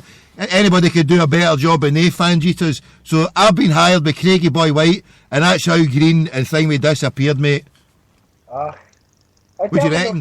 Like, what's the deal with this Stockbridge guy? Like, he's still hanging about. Like, who the hell's this guy? He's my man. I love you. Love it. I got to love it, Brian. He's my main man. I've heard him on your show before. Oh, he's the main man. I said this months ago. I realised that White, what do you call it? That Green and Ahmed was a toxic asset because he did the dealings with White, right? So he was always going to get fun out. And Green came in there as a mouth in the front and sitting in the background, hodding the deeds, as we found out last week, sitting there in a wee corner all quietly. This Fangita pulls out his rocket. Oh, look in the corner here, Mr. Daily Answered reporter. And what is it? It's the deeds. But if he was a proper journalist, he would have said, hold on, can we just maybe take a wee peek here? Because what did we see? We just saw, oh, there's all of a sudden the deeds are there. Is that right? We'll pass it over, Mr. Stockbridge. So, but now we're seeing Mr. Stockbridge. He's now the front now for Sevco, for Zeus, maybe Ticketus, maybe Octopus, who knows? But he's certainly a front now for Blue Pitch Holdings. He's certainly a front now. Him and Craig Mather. So, and it's still a battle royale between who's got control. But if it's Craigie Boy White, then I'm just waiting till this deal is done, mate, because we're going out to Hollywood to film the movie of all movies. Like I've been kind of like out the loop on this for the last few weeks here. Like, who put Craig White back on the directors list or whatever? Was it Chuckles, or what's the deal with that? Because that was just last month, no? Who put Craigie Boy White on the directors list? Craigie Boy White back on the directors list at the Cludgy or whatever. Oh, he pulled the stunt of all stunts, mate. He got this Worthington group in to buy the media rights. That's why I've been so busy when I made that phone call, and I said to him, right, I'm away to get the movie deal. So he's got the movie deal and the book deal. So I'm running now. I'm getting the script together. I've got an idea. The movie starts out. I'm sitting doing some pirating at Edmondson Drive. And then Craigie Boy and Chuckles come running up to me, and I've already getting the costumes from Jim Henson's creative whatever, and along with some zombie costumes. So they jump into my car, and I'm like, cash up front, I score to the Toon Boys, and they're like, get the foot down, you daft bastard, these zombies are going to kill us all. So there you've got Mr. Green and Mr. White in the front, in the back of the taxi, driven by Mr. Gold. So this is a green, white and gold crackpot conspiracy. And so for the rest of the movie, we're sitting there chewing the cud as I hit 95 along the freeway of Paisley Road West into the Toon, and in between that it's like we're jumping back. How do we get to this point, boys? And by the time I pull up outside Old Morty's Club in 29, then we've got a whole life chapter in verse. But just as we get to 29, the zombies are there. So then I bolt to the private jet of the Craigie Boy. We fly out to Beverly Hills, and that's when we take about 50 of us into Beverly Hills. We've already got a mansion, and we've got a lovely lassie there sorting us out, a suite in the Beverly Wilshire, my own very pretty woman. So every base is covered, mate, and as soon as Craigie Boy White gets in there, gets the 30 million, I'm saying, look, commission, I'll just take 1%, 300 grand, cash up front, bro. But it's all done. We've got script writers, mate, and it's Axel Foley time. Can you believe it? I've got someone there in a company giving us a rental of a Viper, and all I need to do is get an accountant and a phone number in the BBC. So I'm just putting Jabba Trainer 0500 92 95 00, and then just say put it on Tommy's account. And before they can say boot a coup, that car will be melted, smelted and into the Dubai desert before you can say who's that milking that cow. And it'll not be me, mate, because I'm just there as a mad fundamentalist. But are you up for it, mate? The Hugh Hefner Bunny Ranch party, it's only $1,200. At the current rate of exchange, you're talking about 800 bangers.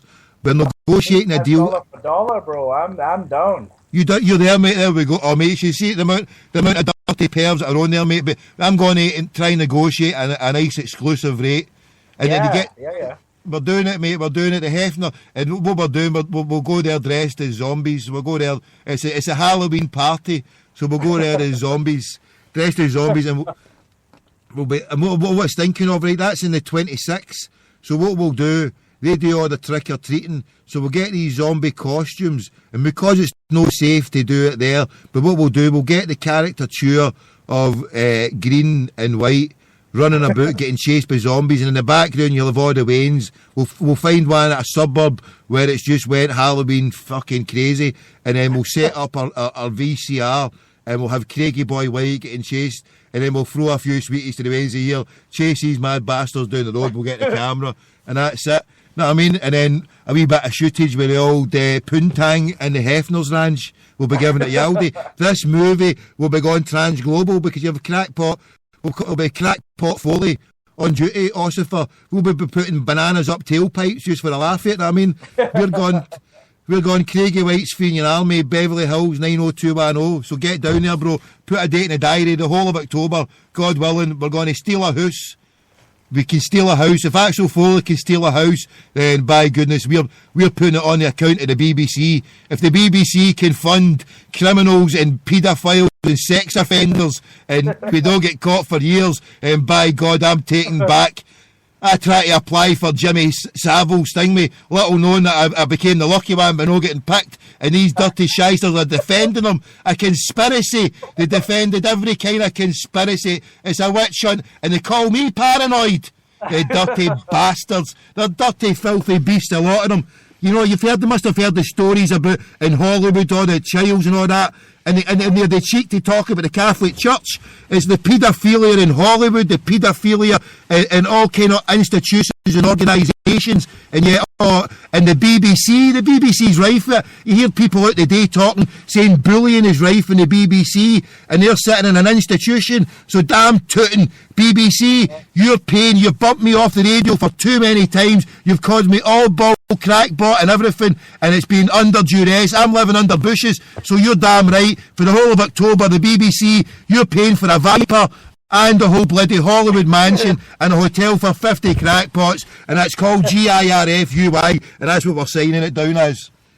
Craigie White's Fenian Army. What'd you say, bro? You're there, you're number one, you're beside me. If we get caught, you're on that first flight to Guantanamo. So whatever happens, we're going to get a few days at least before the gasket's blown, right? So we're going to live it, lads, for at least a couple of days, and then we're off to Cuba. So we're guaranteed just pure, just, that's us, we're gone for good, mate, that's it. Who cares what happens after that, mate? 2 days in Los Angeles, we're planning it, then I suppose a life 20 in Guantanamo Bay will just have to suffer, mate. Even if we go to Cuba, you're guaranteed free health care, free everything. So. Free everything, that's it, my man. What can possibly go wrong? As long as I've got a nice orange jumpsuit, mate, as long as I don't get no second-hand shit. I don't want no second-hand shit. If I'm pulling off this scam, I want the clean orange jumpsuit. No seconds. Don't worry, the Yanks look after the folk in Guantanamo better than their own people. So you'll be fine. You'll get your jumpsuit, Tommy. Don't worry. So I was going to say, if you don't mind, what you do? You could tell me what you're doing over there. Have you got a good gig going down there? Is it a good way of life? Are you able to tell where you stay? Like I met a Canadian girl and moved over for a day. It didn't work out with her in the end, but you won't like my job much. I work in a bank over there actually, but it's allowed. I try to come home once a year and in touch with the Celtic and all that stuff. Aye, that's good. Frigga was at Fir Hill the other night, so that was a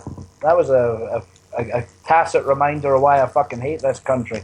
And so, what was your first-hand description? If you want to share it with the planet here, then I would love it. If you want to tell us what happened. I'm happy to. I thought I don't like to read the papers, but I was at my granny's house and she still had the record for some reason.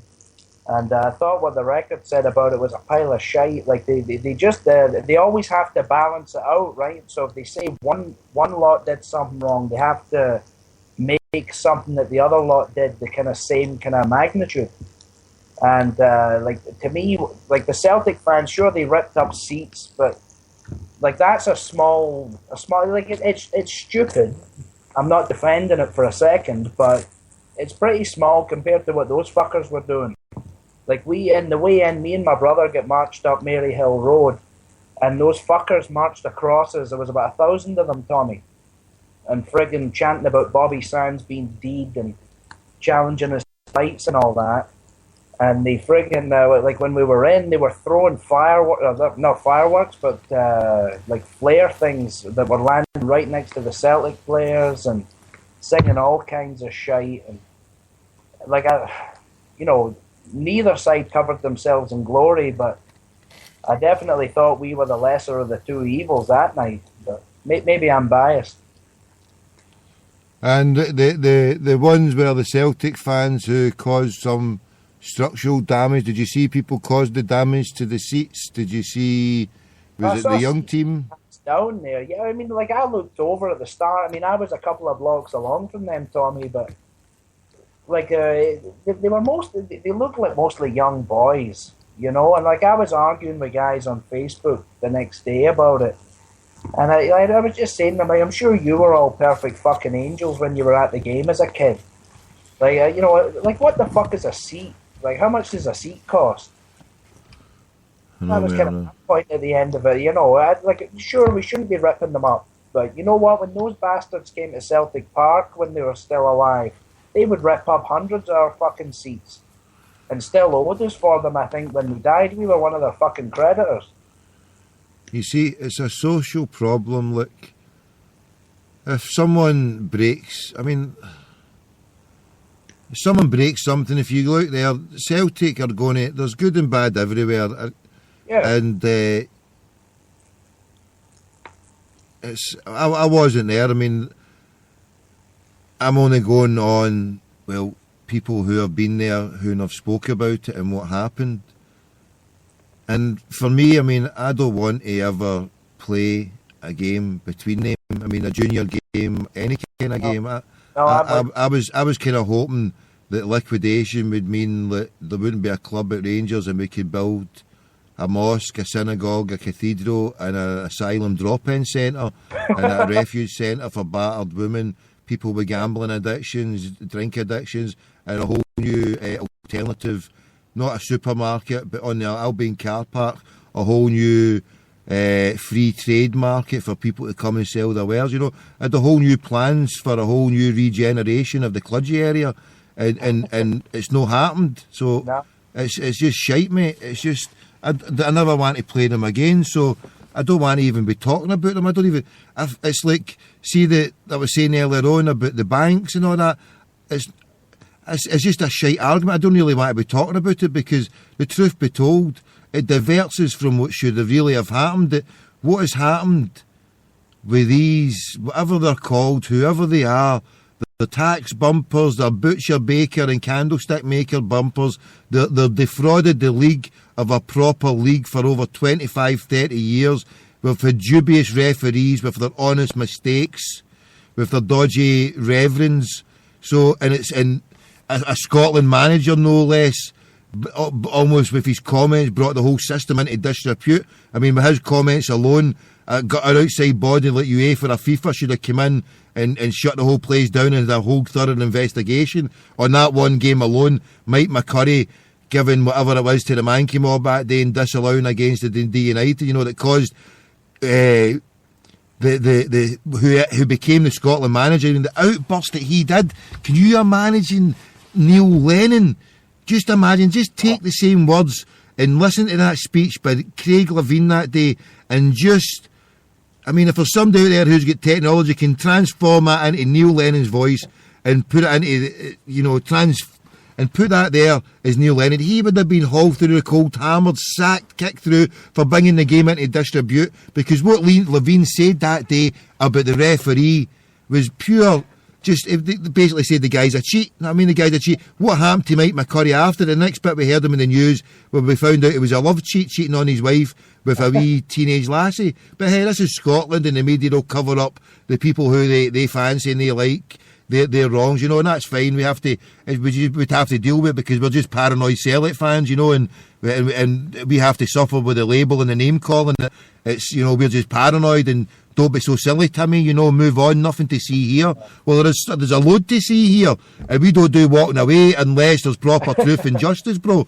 And as far as I'm concerned, this thing has to be sorted. The biggest cheating, sporting, corporate governance scandal, not just sport, but it's business. This is business and banking. And why is a serious fraud squad in here? Why is it not being reported? Is it money laundering and investigating? Is it serious fraud at the stock exchange with the AIM stock market? What is it? Because this is a whole mess. A whole great big huge fecking mess. And everybody, are you not getting sick of it, mate? Well, I'm absolutely sick of it, but because they're institution flunkies, Tommy, I mean, like that'll never change. Like, and it's funny you mentioned the thing about Levein. I remember when that happened over when I was in Ottawa, and I remember one of the guys in the club who's he's a Celtic fan, but you know, a Protestant guy and that. And I remember him saying the interesting thing about the Levein thing was Scottish managers normally always talk about the old firm. They always talk about the fucking old firm. And that was the first time in that interview that somebody just kept saying Rangers. The ref gave everything to Rangers, and they always give everything to Rangers. And Levein was the first guy who had the stones to come out and say that. And let me tell you, I'm no fan of Craig Levein by any means, but he had fair play to the guy for coming out and doing that. On that day, yeah, you're right, and that's what I'm saying. I mean, it was beyond the pale, the refereeing, and it had to be said. I mean, if he hadn't come out that way, then, yeah, I mean, well, I suppose, like you said, he had the stones to come out and do it, which was, but then what really happened? I mean, all right, they turned it round and said it was honest mistake. Just move along, Timmy, nothing to see here. And the straw that broke the camel's back And it was wonderful. But and Neil Lennon, I mean, he got accused for bringing the game into disrepute. But on the day of that game, the Dundee United game, it was the Dundee United manager, Peter Houston, who made the most controversial comments. Neil Lennon said feck all, and the whole dispute was whereas the linesman called into question the course of events and showed up, and he came out and was a whistleblower and showed up the corruption, the collusion that ended up showing up for Hugh Dallas, what he was. But even then, the bastard still managed to cling on to a job, even then. And it was only the fact that he passed on forward a rancid email about paedophilia that got him the sack. But he should have, by rights, got the sack on the fact of what he did previous to that. You agree, bro? Oh, 100%, Tommy. I mean, that's the thing. They won't sack somebody. I mean, look at Campbell Ogilvie. That fucking... I know you've called him before. That was one of your funniest calls, I thought. But, like, fuck, that guy's at the... He's been at the very centre of two fucking clubs got into administration now. Exactly. And he's still sitting there fucking large and in charge at the SFA. The guy's the biggest crook in all of Scotland. And no fucker in the papers will call him out. Like, I would never buy a fucking paper here if you fucking paid me to. Well, the wonderful thing is now, but it's a beautiful way that Celtic fans have now created that, you know, you can go on, switch your computer on, and everything you need to know is delivered from Celtic fans. So you get people that have got their research engines and their forums and their posting on. So you just click on, you get every bit up-to-date information. There's different people at different time posting it. You scroll down your timeline, or you just look for the people you want to see, and you've got everything up to date. And then look at all the other fine people producing stuff that you can listen to with a Celtic slant. So, and then the people producing, look at the wonderful people who you see on the boards putting the goals as the goals happen for Celtic games straight away. They've got the goals on YouTube so you can sit and watch the goals. You know what I mean? So it's wonderful, mate. Yeah. And it's a unique time that we can close down these bastards in the media and that's what's happening, because slowly but surely they're not getting our pennies, they're not getting our pounds every day or every week, because they're just spouting shite, and thank goodness everybody's seen through it. And then the final battle is that one with Clyde and the other, you know what I mean, the radio stations, because their agenda is just, it's bio and it's disgusting. I mean, I was tweeting one of the guys last night there, that Ewan Murray guy from The Guardian. Like, I unfollowed him now, but frig, like, every time he said something, it was like he's not a bad guy, I don't think he's bigoted or anything, but it was just always the most bitter shite he was saying. I friggin' said, like, Jesus Christ, you're the most bitter bastard, because he said something about Scotland's top club and ripping up seats. I was like, who gives a fuck about ripping up seats? Like, I can't walk about Glasgow when I come home in a green fucking t-shirt because some fucker will cut my throat. You know what I mean? Like, who gives a shit about a seat? Like, you know, it's such a culture shock to come back here and have to watch what you go out wearing, for Christ's sake.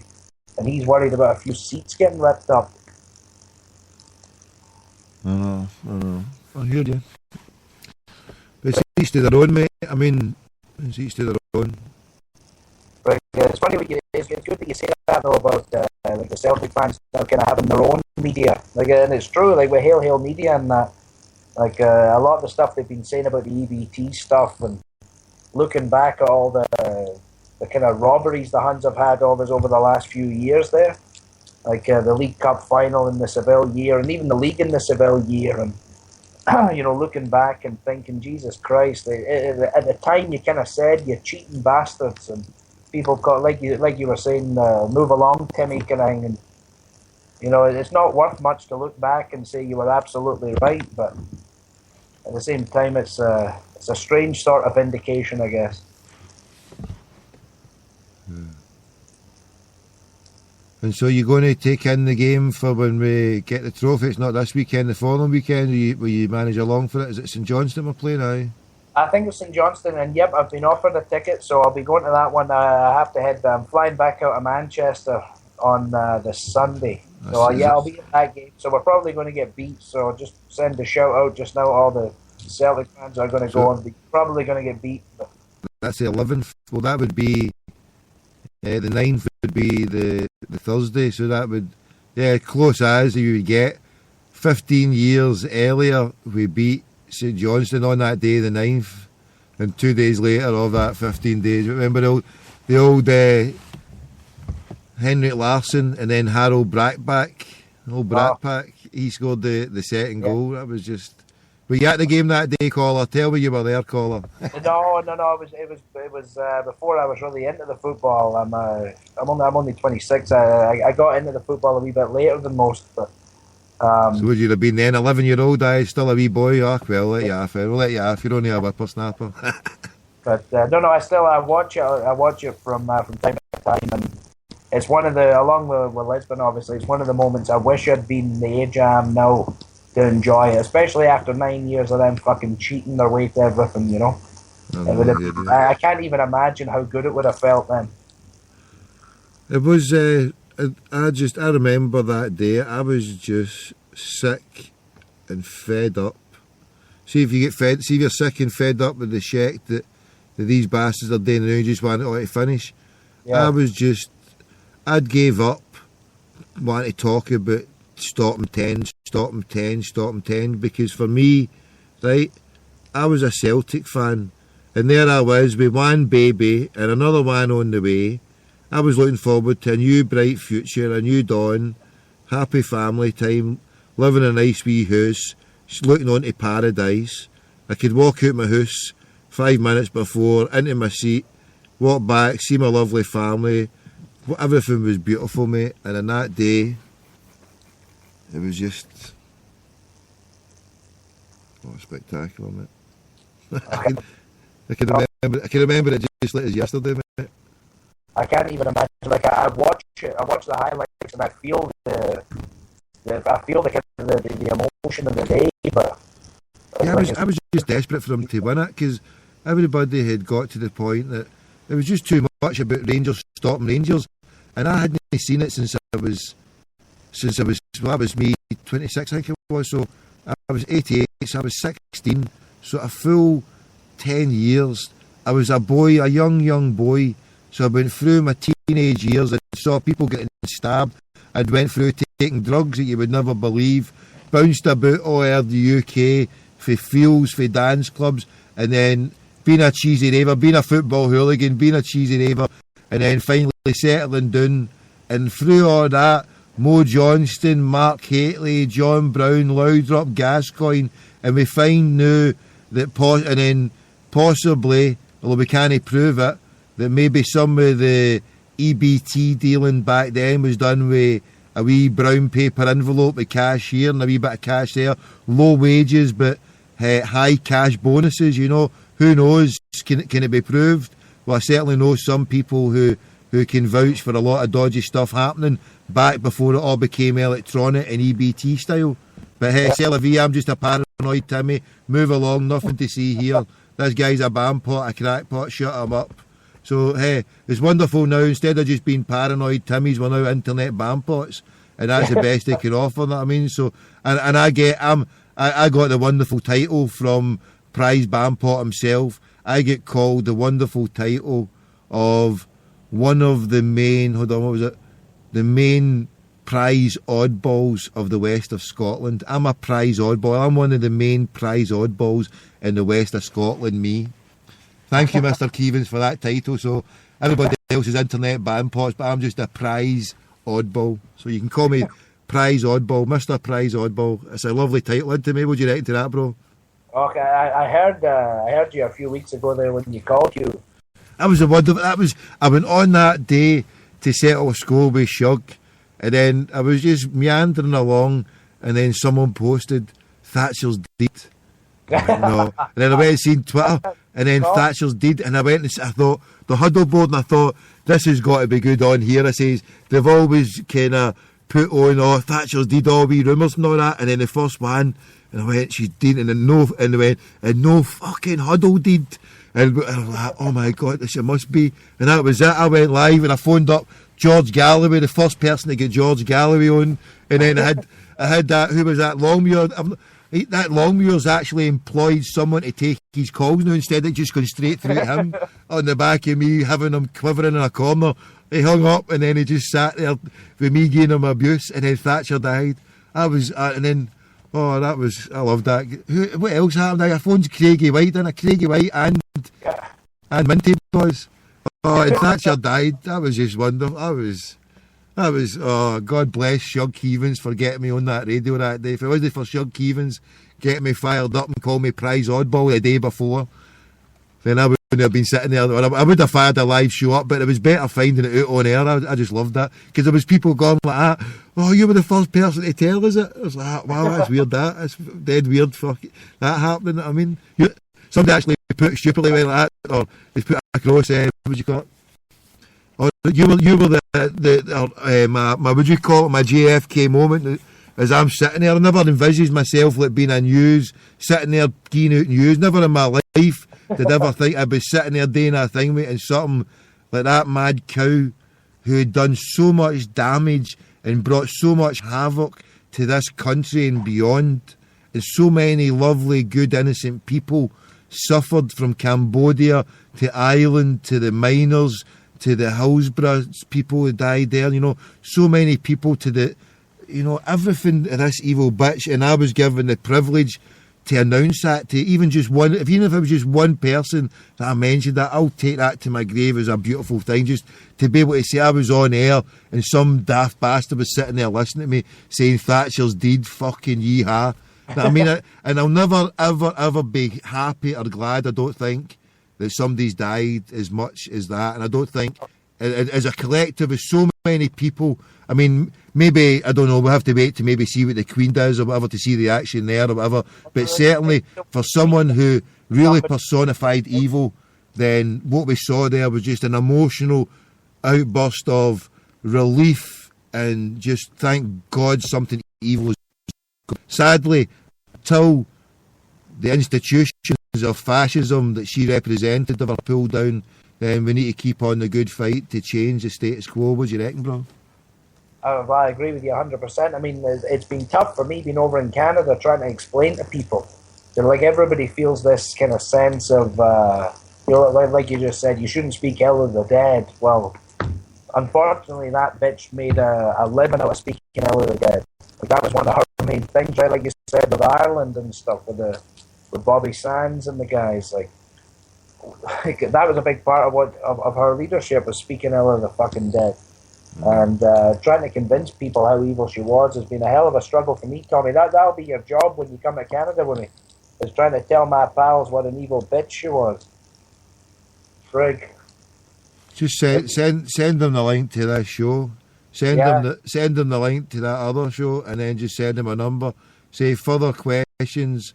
Do a one-ring sting. The guy will phone you back any time of the day or night, and we'll get you live to the planet. Crackpot McDougall style, and that's how we roll here. Just put them on to me, mate. If I get a better computer, we'll do 3-way calls. It'll be between me, another, and Craigie Boy White. We'll get a full 3-way call system. Me and the Craigie Boy White. It's got to be done. Would you reckon to that? Okay. I hope I can be another. I'd love to fucking talk to that guy and find out how he does it. Jesus Christ, like. You gotta love Craigie Boy. Oh, aye. And especially, I mean, if the reports are from yesterday, that this report is that he's got an interest in it and he's 30 million quid's worth that they've got to find to get rid of him, then Craigie Boy White is back in there and there's nothing nobody can do about it. He's back in there. He's got the floating charge. He's got the deeds, and that's him. But is that who has the deeds? The article in the Sunday Mail seemed kind of ambiguous. As I'm saying, the journalist should have turned around and says, "Oh, don't let me see it," instead of just, "Oh, there you go, look at this here.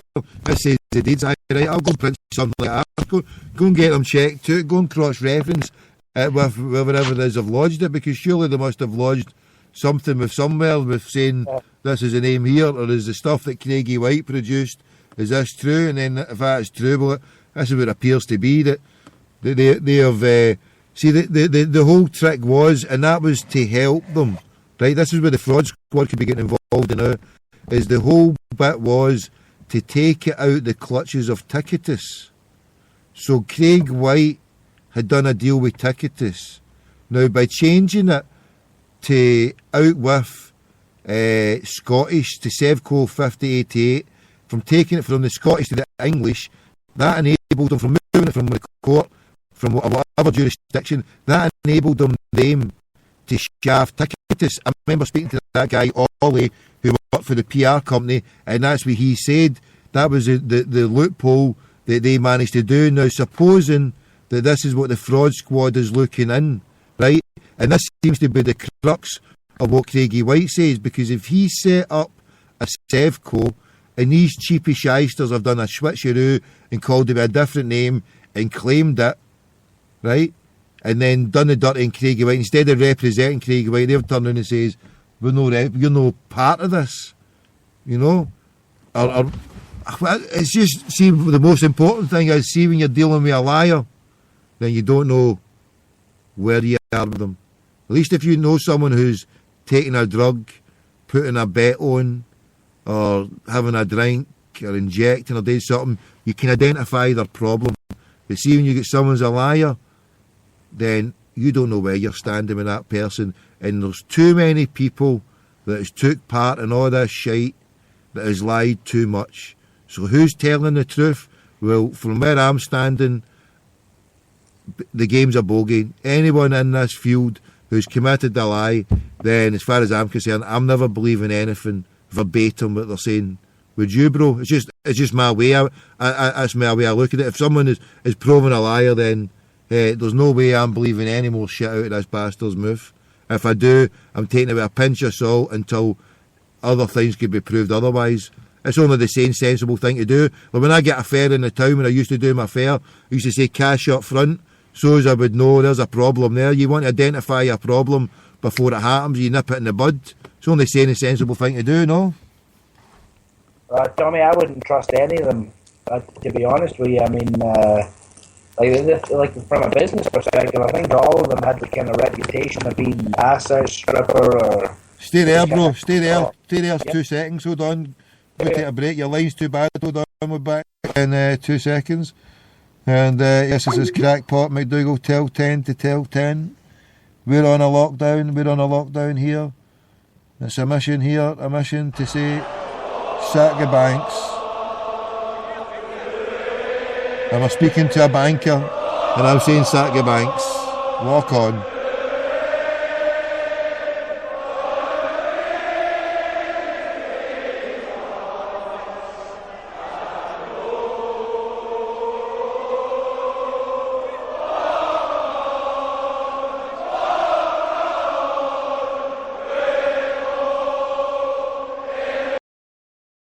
And a short interlude there. Sorry for cutting into it there. Yes, we're in a lockdown here, a lockdown till 10 to tell 10. We'll get back to the good brother. He's over from Canada back home. From being a banker. Hello. Hello, you okay there, mate? Yeah, man, yeah. Yep, thanks for joining us again. Yeah, no worries. Yeah, just a wee thing here, just need to make sure it doesn't. If it crackles too much, then you just got to hang up and restart it again, reboost it. So, okay. What were you saying then? Sorry. Yeah, no, I was just saying I wouldn't have trusted Craigie White or Charles Green. I mean, you know, compare it to when Celtic was on our arse and we got a guy who came in and sure he made money in the end, but he did a lot of good for the club too. Like these guys are just. I think it was. I think you said about Green and what he paid for the shares versus what he took out. He looks like he's done the good thing by resigning, but he's rode off with fucking millions. Very conveniently. And the next share issue, I mean, I know the share issue, but the next share release from the tie-in, it went through the 3 months, so the 6 month, this year is passing by so fast, so you're talking another maybe 7 weeks tops, where the 6 month tie-in, so more shares, so whatever price it's at, I mean, surely to goodness it's got to be at least 40, 50, so more money taken out, and this is what the scam was, this is what the huge scam was, and maybe we just have to wait and see if the relevant authorities have someone who's got a set of balls and is actually doing something about what could be clear wrongdoing. But quite possibly, right? Quite possibly, maybe just the capitalist system is so bloody corrupt and so bloody deceitful that what they're doing can be passed as legal. I mean, Goldman Sachs, right, can turn round after 5 years, after all the banks turn down and said, okay, the game's up, we'll stop doing it, we'll pay our tax, instead of diverting it to the Cayman Islands or the British Virgin Islands. Goldman Sachs kept the scam going for 5 years. How's that for the chutzpah of the devil? To just rubbing it into the faces of people, know what I mean? Yeah. It's beyond belief the chutzpah these bastards have got. Okay, I mean, it's true. It's true. And Craigie White as well to have the chutzpah to fucking come back after everything he did. I mean, Jesus Christ. He's got some set of buzz. He's got some set of buzz. God, you love us. That's one of the reasons we go to salute him. But I mean, the fact that he can come back and pull this, and they just don't know their arse for their elbow. They don't know whether they're in Wemsby or Bombay. I mean, every day there's a different story. And like, where's it? How can this be possible? Surely, I mean, and then all their spokespeople or all these guys that they pull out and whatever for their new media, and then they're putting their ban over. Oh, this is the main guy, and then you're like, hold on. No, he's a duff. Oh, right, yeah, really, he's no good. Oh, but this guy's good. Oh, go with him. And then, no, sorry. And there's just, it's a crazy mentality, mate. And there's one thing's for sure, mate. But, I mean, there's good entertainment value to laugh at, mate. I mean, where do we get, what would we do, mate? I mean, I don't watch TV myself. I don't do Friends or 24 or Lost or Wanted or... I just do crackpots myself, you know what I mean? If I'm not doing this, then I'm just doing other mad crackpot stuff, no involving TV, you know what I mean? So, I don't know, mate. What's these crackpots all about, mate? What an entertainment they provide, mate. It's just wonderful entertainment. I mean, like the one thing that always crosses my mind, Tommy, is if the roles were reversed and it was Celtic that was on their arse again, in the age of social media, like a guy like Craig White or Charles Green wouldn't last 2 fucking minutes at Celtic Park before we fucking ran him out of town. Those bastards are just stupid enough to take anything that they say at face value. As soon as you say he's a Motherwell-born billionaire, like like googly-eyed fud or whatever else, like as soon as you give them the right line, they're just lapping it up. That was quality, wasn't it, when they came out with that? A billionaire with wealth off the radar. That's what gets you Journalist of the Year, mate, off the radar crackpot, that, isn't it? That's Moonbeam Central. Instead of call it a Daily Rancid, it's Moonbeam Central, the Daily Rancid. I mean, fucking hell. With that one quote alone, I mean, billionaire with wealth off the radar. Remember when your man Thompson was on Clyde there, Tommy, and he said to them, they all said, look, we didn't know this about Craig White, and he said, look, how long would it have taken for you to go into Google and go into company's house in this? And do you remember one of those bastards said Craig White paid to have his Google history removed or something? Like, I remember laughing at that at the time and thinking, do you know what? Like, that's impossible in the 21st century for somebody to remove their fucking Google history. Like, that can't be done. Craig, like, they just lie through their teeth. And you know, to my embarrassment, to my absolute shame, mate, I went in looking for a song for Thomas J. Clarke. And do you know what came up? A fucking show that I did with the name Thomas J. Clarke takes over Thomas J. Clarke the Third takes over the clergy, and there's a picture of Thomas J. Clarke and me on my mad rant doing a mad rambling show, and there above all the stuff on for YouTube or whatever it was I was trying to search was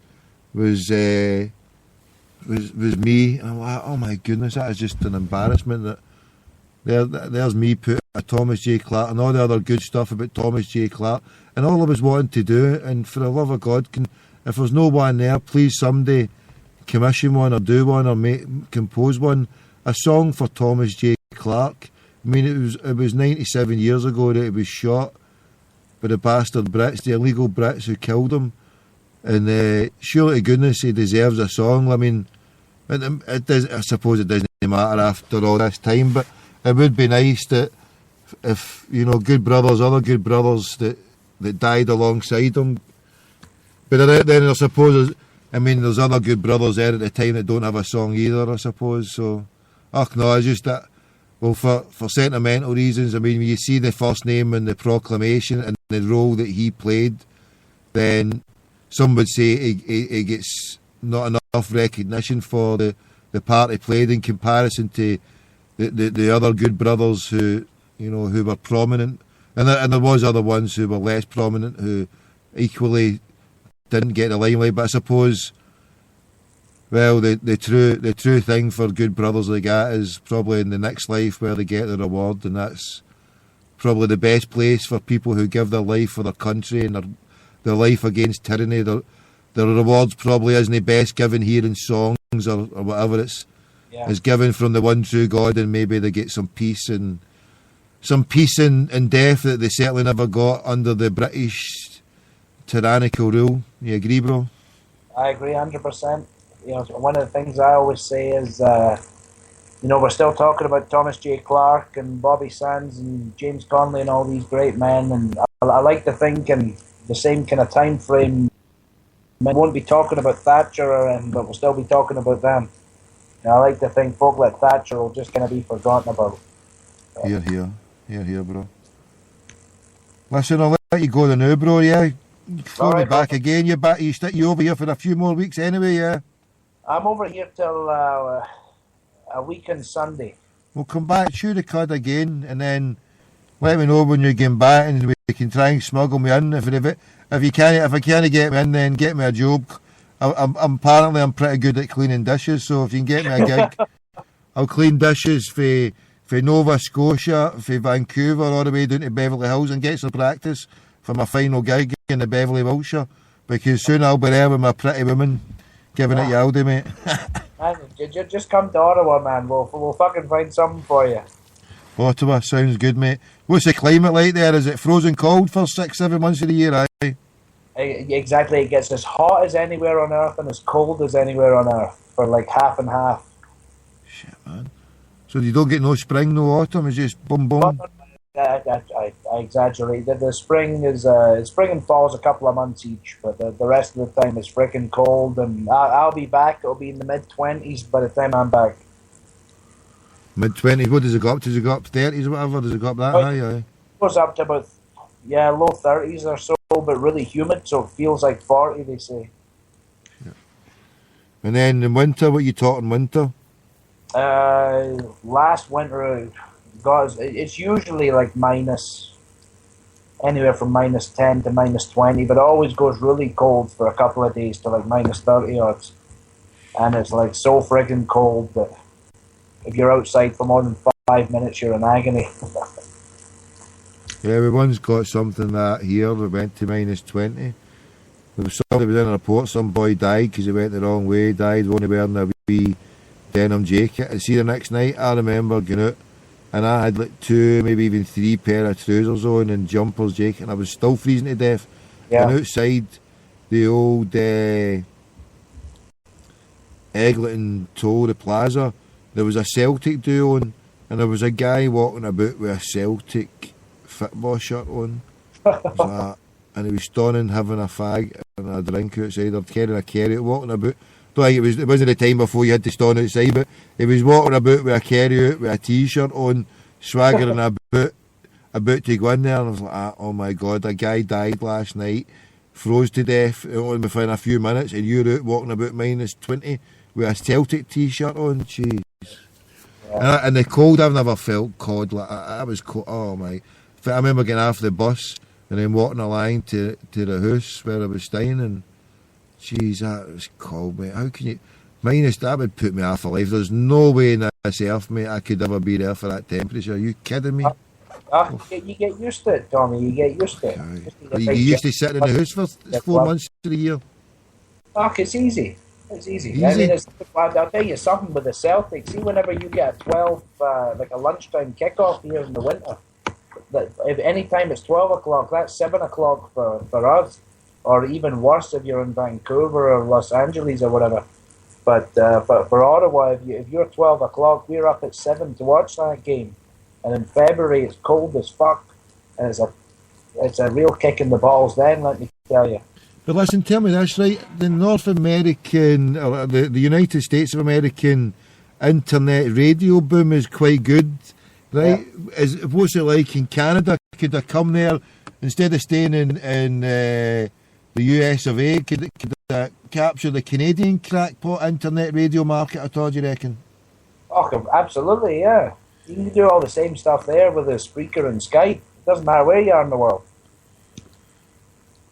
Aye. I was thinking, what were the rules for getting FM license? Is it quite heavy? Is it restricted? Because in the UK, it's pretty restricted. What's it like? Is it obviously the USA? Cause I could go internet, but then you want to go when you're doing that over there. If you get advertising, you want to get an FM frequency. And I know USA, but how is it in Canada? Is it the same kind of shit that's happening there? I don't know 100%, Tommy, but I think it's pretty strict. And I say that only because I couldn't even get a Canadian Skype number. Because we have all these bullshit government organisations. So it'll be the same, if not worse than Britain, I'd say.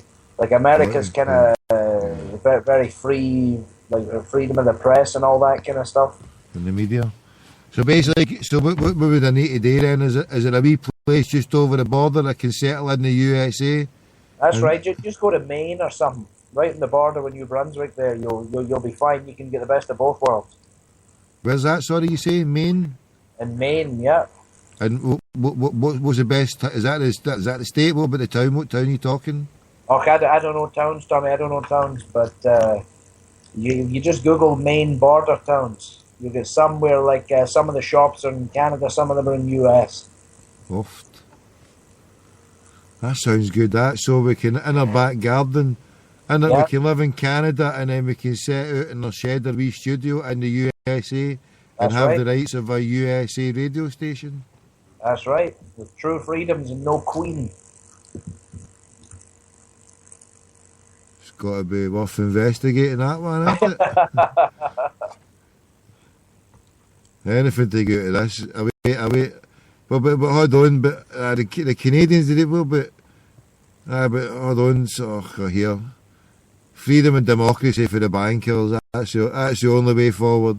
Fit your queen, your president, and your Nazi Kaiser bankers. Right, bro? Canada's probably the lesser of the evils on that one. You reckon? Well, the banks are all federally chartered and all that, so it's impossible for them to get out of line. Like we never get bailouts at our banks like you did in Britain and America. Yeah, because it's done differently, yeah. Yeah, these crazy ass bastards. The only way they can run their economy is to and see all the people who get into debt. These people who get into debt and ran up credit cards and their mortgages and maxed themselves out and everything, and ended up getting sacked, losing their job through no fault of their own, and then having to bankrupt themselves, lose their house or whatever. That is. They're the people who kept the economy going. Yeah. Because the people who got their money and put it in the bank and saved it, they weren't contributing to the consumer society. And what you'll find is, right, and I know a couple of good friends, more than a couple of good friends, who were bankrupted in the early 90s and went through various stages of bumping the banks, no paying their bills, getting bankrupt for thousands, credit cards, loans, and then in the tsunami of credit and debt in the noughties, so just about 10, 15 years later, the same banking institutions are offering interest generated money out of thin air, and the stuff of debt and misery continues. It's a noose to put around the necks of the people, and look what's happening now. People who were carefree went out and spent all their money. Now the system has crashed, and who's having to pay for it all? Well, the people who bumped everything and the crackpots like that, like me. I have to be honest, I ended up, but there's other people who've done it worse. and done it greater, took more money out and bumped everything. And then what happens? This is the way, but now you're finding, well, for me, you do it as a small individual. There's nothing illegal with going and taking debt. As long as you pay something back, as long as you pay it back, then you're not defrauding anybody. And what you're finding is the capitalist system has got a huge hole where you can run a horse and cart through it, and the multinational corporations or billionaires with kid on wealth off the radar can run companies aground, claim tax liabilities, no pay your PAYE. He walked in, took over a company for $1 million, and then took over a company for £1, and then leveraged it up or kept running the same debt and never paid anybody to the tune. And supposedly, if it was 18 million the debt was, then he kept it going and bumped everything for the tune of 50 million. So there's a whole black hole there between Murray leaving and White finally doing it. So we've not found that out. And as usual, there's no investigative journalist in Scotland able to sort it out or even start to question it. Shocking, isn't it, bro? No, I mean, the journalists in Scotland, you have to use inverted commas there, Tommy. Like, they just show up at Murray Park. I mean, even with Celtic too, to be fair, they just show up at the training ground and take whatever they say as gospel. I mean, more so with the Huns, but like they never question. Nobody in Scotland, I find, journalist-wise, ever wants to know the why. And exactly. you can't help but kind of scratch your head. Say, what the hell? You're right, mate, you're right. Right, anyway, bro, listen, I'll let you go. Get a wee bit of extracurricular activity on the go here and come back on any time, any night I'm on, bro. Feel free, wherever you are, Ontario, Nova Scotia, Old Scotia, you name it, mate. Get on here and phone me, right? All right, mate, I'll try and get on before I head back to... Any time, Tommy, you're more than welcome. And even you're back over there, right? God bless, bro, right? Sure. All right, Tommy, cheers, mate. Nice talking to you. And you, God bless. Hail, hail. Bless, good night, hail, hail. Right, God bless, brother. God bless. I think there's a few crackpots out there wanting some naughtiness. He's wanting some naughtiness. You're away fling sheck to the moon, yeah, crackpots. Yes, thank you, brother, there. Thank you, brother, for phoning in. A one-ring sting. Yep, you can phone in on a one-ring sting at any time. And we'll play this wee tune in memory of Albert Kidd. Has anybody got Albert Kidd's number? It was a Saturday in May 1986, the day that the nightmare began. We were odds on to win the league, and Celtic were 6-1. Old Ricky was buzzing, and the tickets were scarce. As champions elect we would be. We had a few drinks and sang a few songs, then headed off to play Dundee.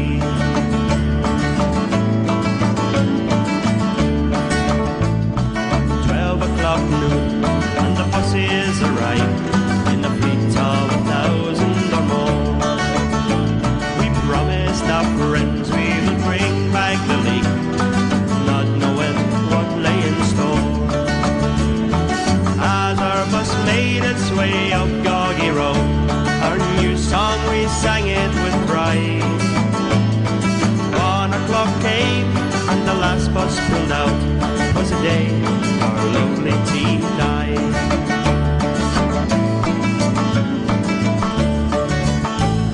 The scarves and the banners, they crack in the wind as we tear up the A85.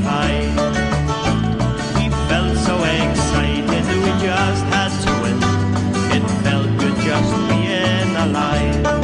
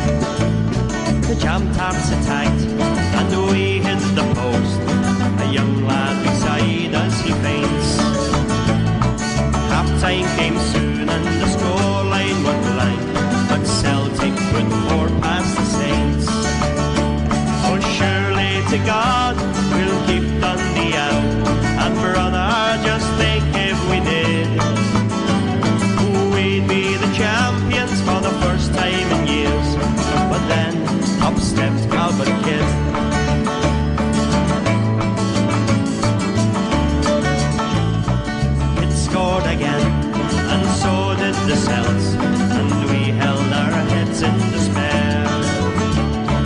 No one believed that we'd lost the league with just 7 minutes to spare. Some of our players fled in dismay and looked for a good place to hide. We stood around, helpless, confused. The day our lovely team died.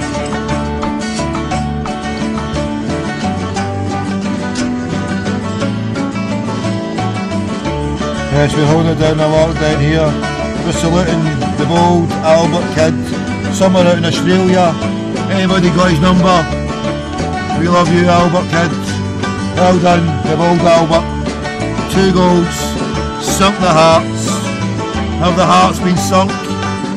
Have we building flats, glorious flats?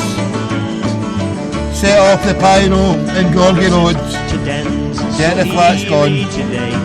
Your sorrow can no relieve. The nightmare you caused is still with us today, from Tynecastle right down to Leith. The souvenirs gather, we all left behind. Our programs and tickets are gone. The air speaks of death and silence, but the name Albert Kidd lingers on.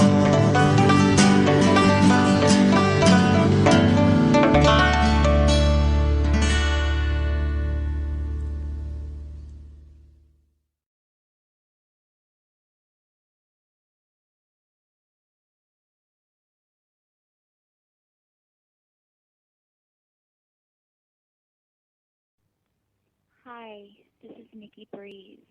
You want to make me feel so good? Why don't you come to the Moonlight Bunny Ranch and play with me? Oh, yeah. Yeah, baby. Oh, yeah. I feel so good. Do you know, Nikki? Yeah, Yeah. right there. Well, Oh, it's got GPS. oh, Show me the way to go home. oh, yeah. Mm. How much? Oh, Calm down. oh, yeah. Cash. And don't forget, you take Visa, MasterCard, Discover, and good old-fashioned cash, baby, yeah. Ooh. Exiting the system. Off day. You got to say hello there. Hello. Hello, this is Brooke Bond here. This is option 6. And that was option 6 there. We got an option 6. Hello, this is Madame Suzette. Thank you for calling the World Game. One moment, please. Yes. Thank you for the Bunny Ranch. How may I help you? Hi, how you doing, hostess?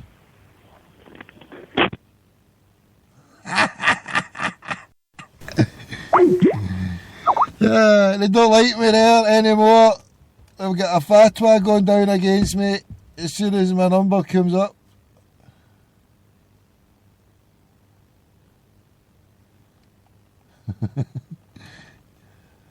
Hi, Peter there. And yes, they don't like me anymore. Oh, da-dums. Oh, shame. The Moonlight Bunny Club. Poor Moonlight Bunny Club.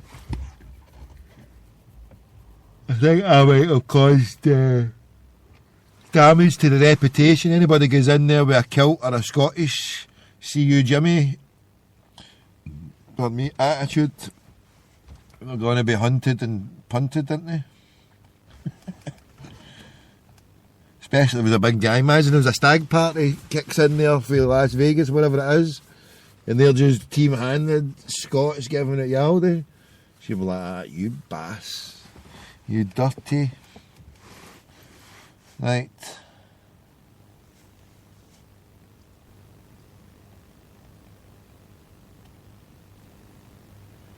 Who's got wise to me, James? Yes, indeed.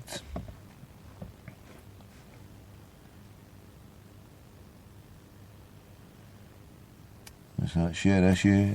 Ticket money, it's 27 million. 22 season ticket sales.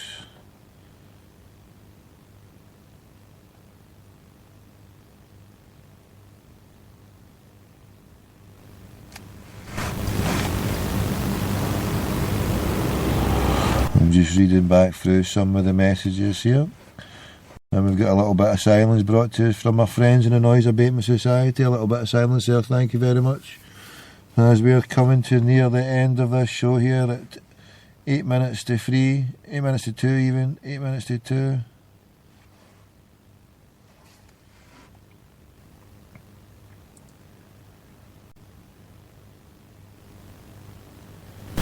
Phone and HS67. What's this? No, what are you talking about, Stan? That's no sex chat lines. That was the Moonlight Bunny Ranch. See, I'm stuck now because, well, now there you go. I can only listen to the mad Dafty giving it, oh yeah, baby. Now the people, the hostesses, they know my voice and they don't want to take my calls now, sadly. But all it was at the time, some mad crackpot on one of these, the chat things, said, Tommy, phone this number. I was asking for the Hefrans. We were trying to do, remember it was the first night, we were trying to do the old Axel Foley stuff, renting a car, renting a house. And then we thought, yes, we need to go to the Hefner to meet Victor Maitland, the Hefner Bunny Ranch. So we were on the hunt for Victor Maitland at the Bunny Ranch, and they sent us to the Moonlight Bunny Ranch. And Daft Arse here thinks, oh hey, we're going to the Hef Ranch. But it wasn't. It was a mad crackpots. So option 6, which you listened to there, is now becoming one of the standard tunes. We can't venture forward of doing a show without some of these mad bastards hearing the grrr. I mean, I get free calls. It's a free service I provide. If people are wanting something, what harm is it doing? A mad dafty bimbo out in the States, free calls, free radio, whatever floats the dafty's boats.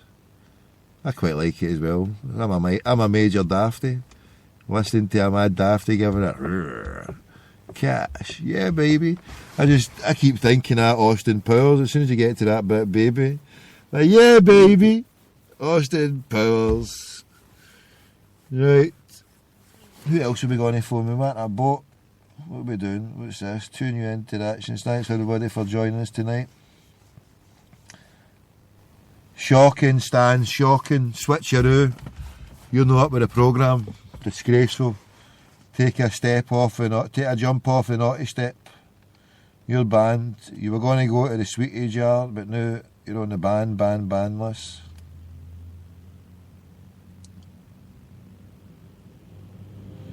You're shocking, Martin.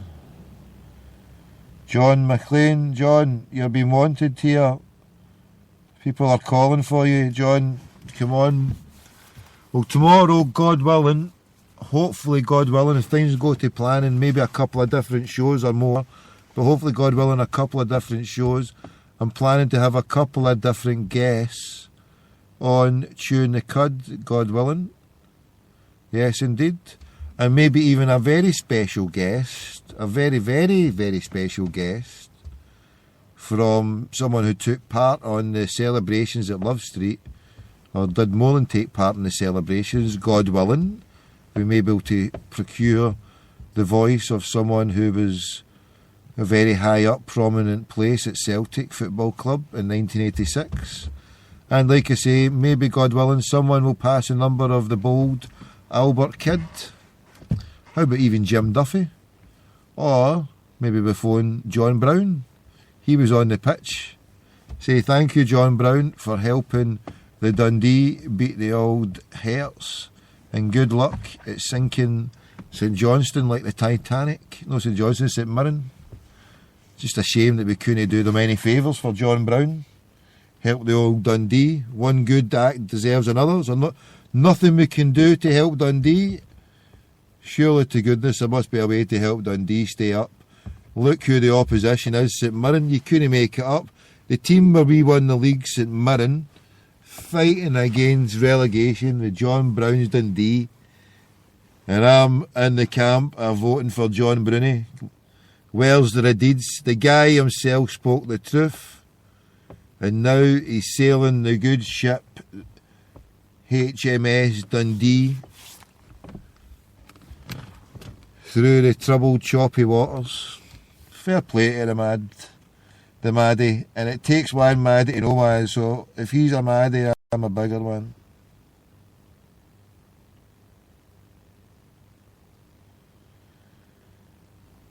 You gave up on the whiskey debate. Who gave up on the whiskey debate? Me? What whiskey? Whiskey debate? I don't know, have I debated whiskey? Right, the show looks to be coming to an end, folks. I'm cream crackered. I had less than 4 hours sleep yesterday. And as usual, I'm double espressoed up to the max. But feckin' heckin', look at the time. It's time to boost, troops, time to boost. You'll forgive me for not doing a wee follow-up. But God willing, we're going to get something in the pipeline tomorrow. A couple of good shows, God willing. Say your prayers, hope for the best. Increase the peace, fight the power. Seek the truth, reject falsehood, for falsehood is always vanishing. And enjoy yourself today, stay safe. In remembrance of the fallen few. We'll list their names later on. The most popular name of the people slaughtered at the hands of the British, the 16 slaughtered. 3 were called Thomas.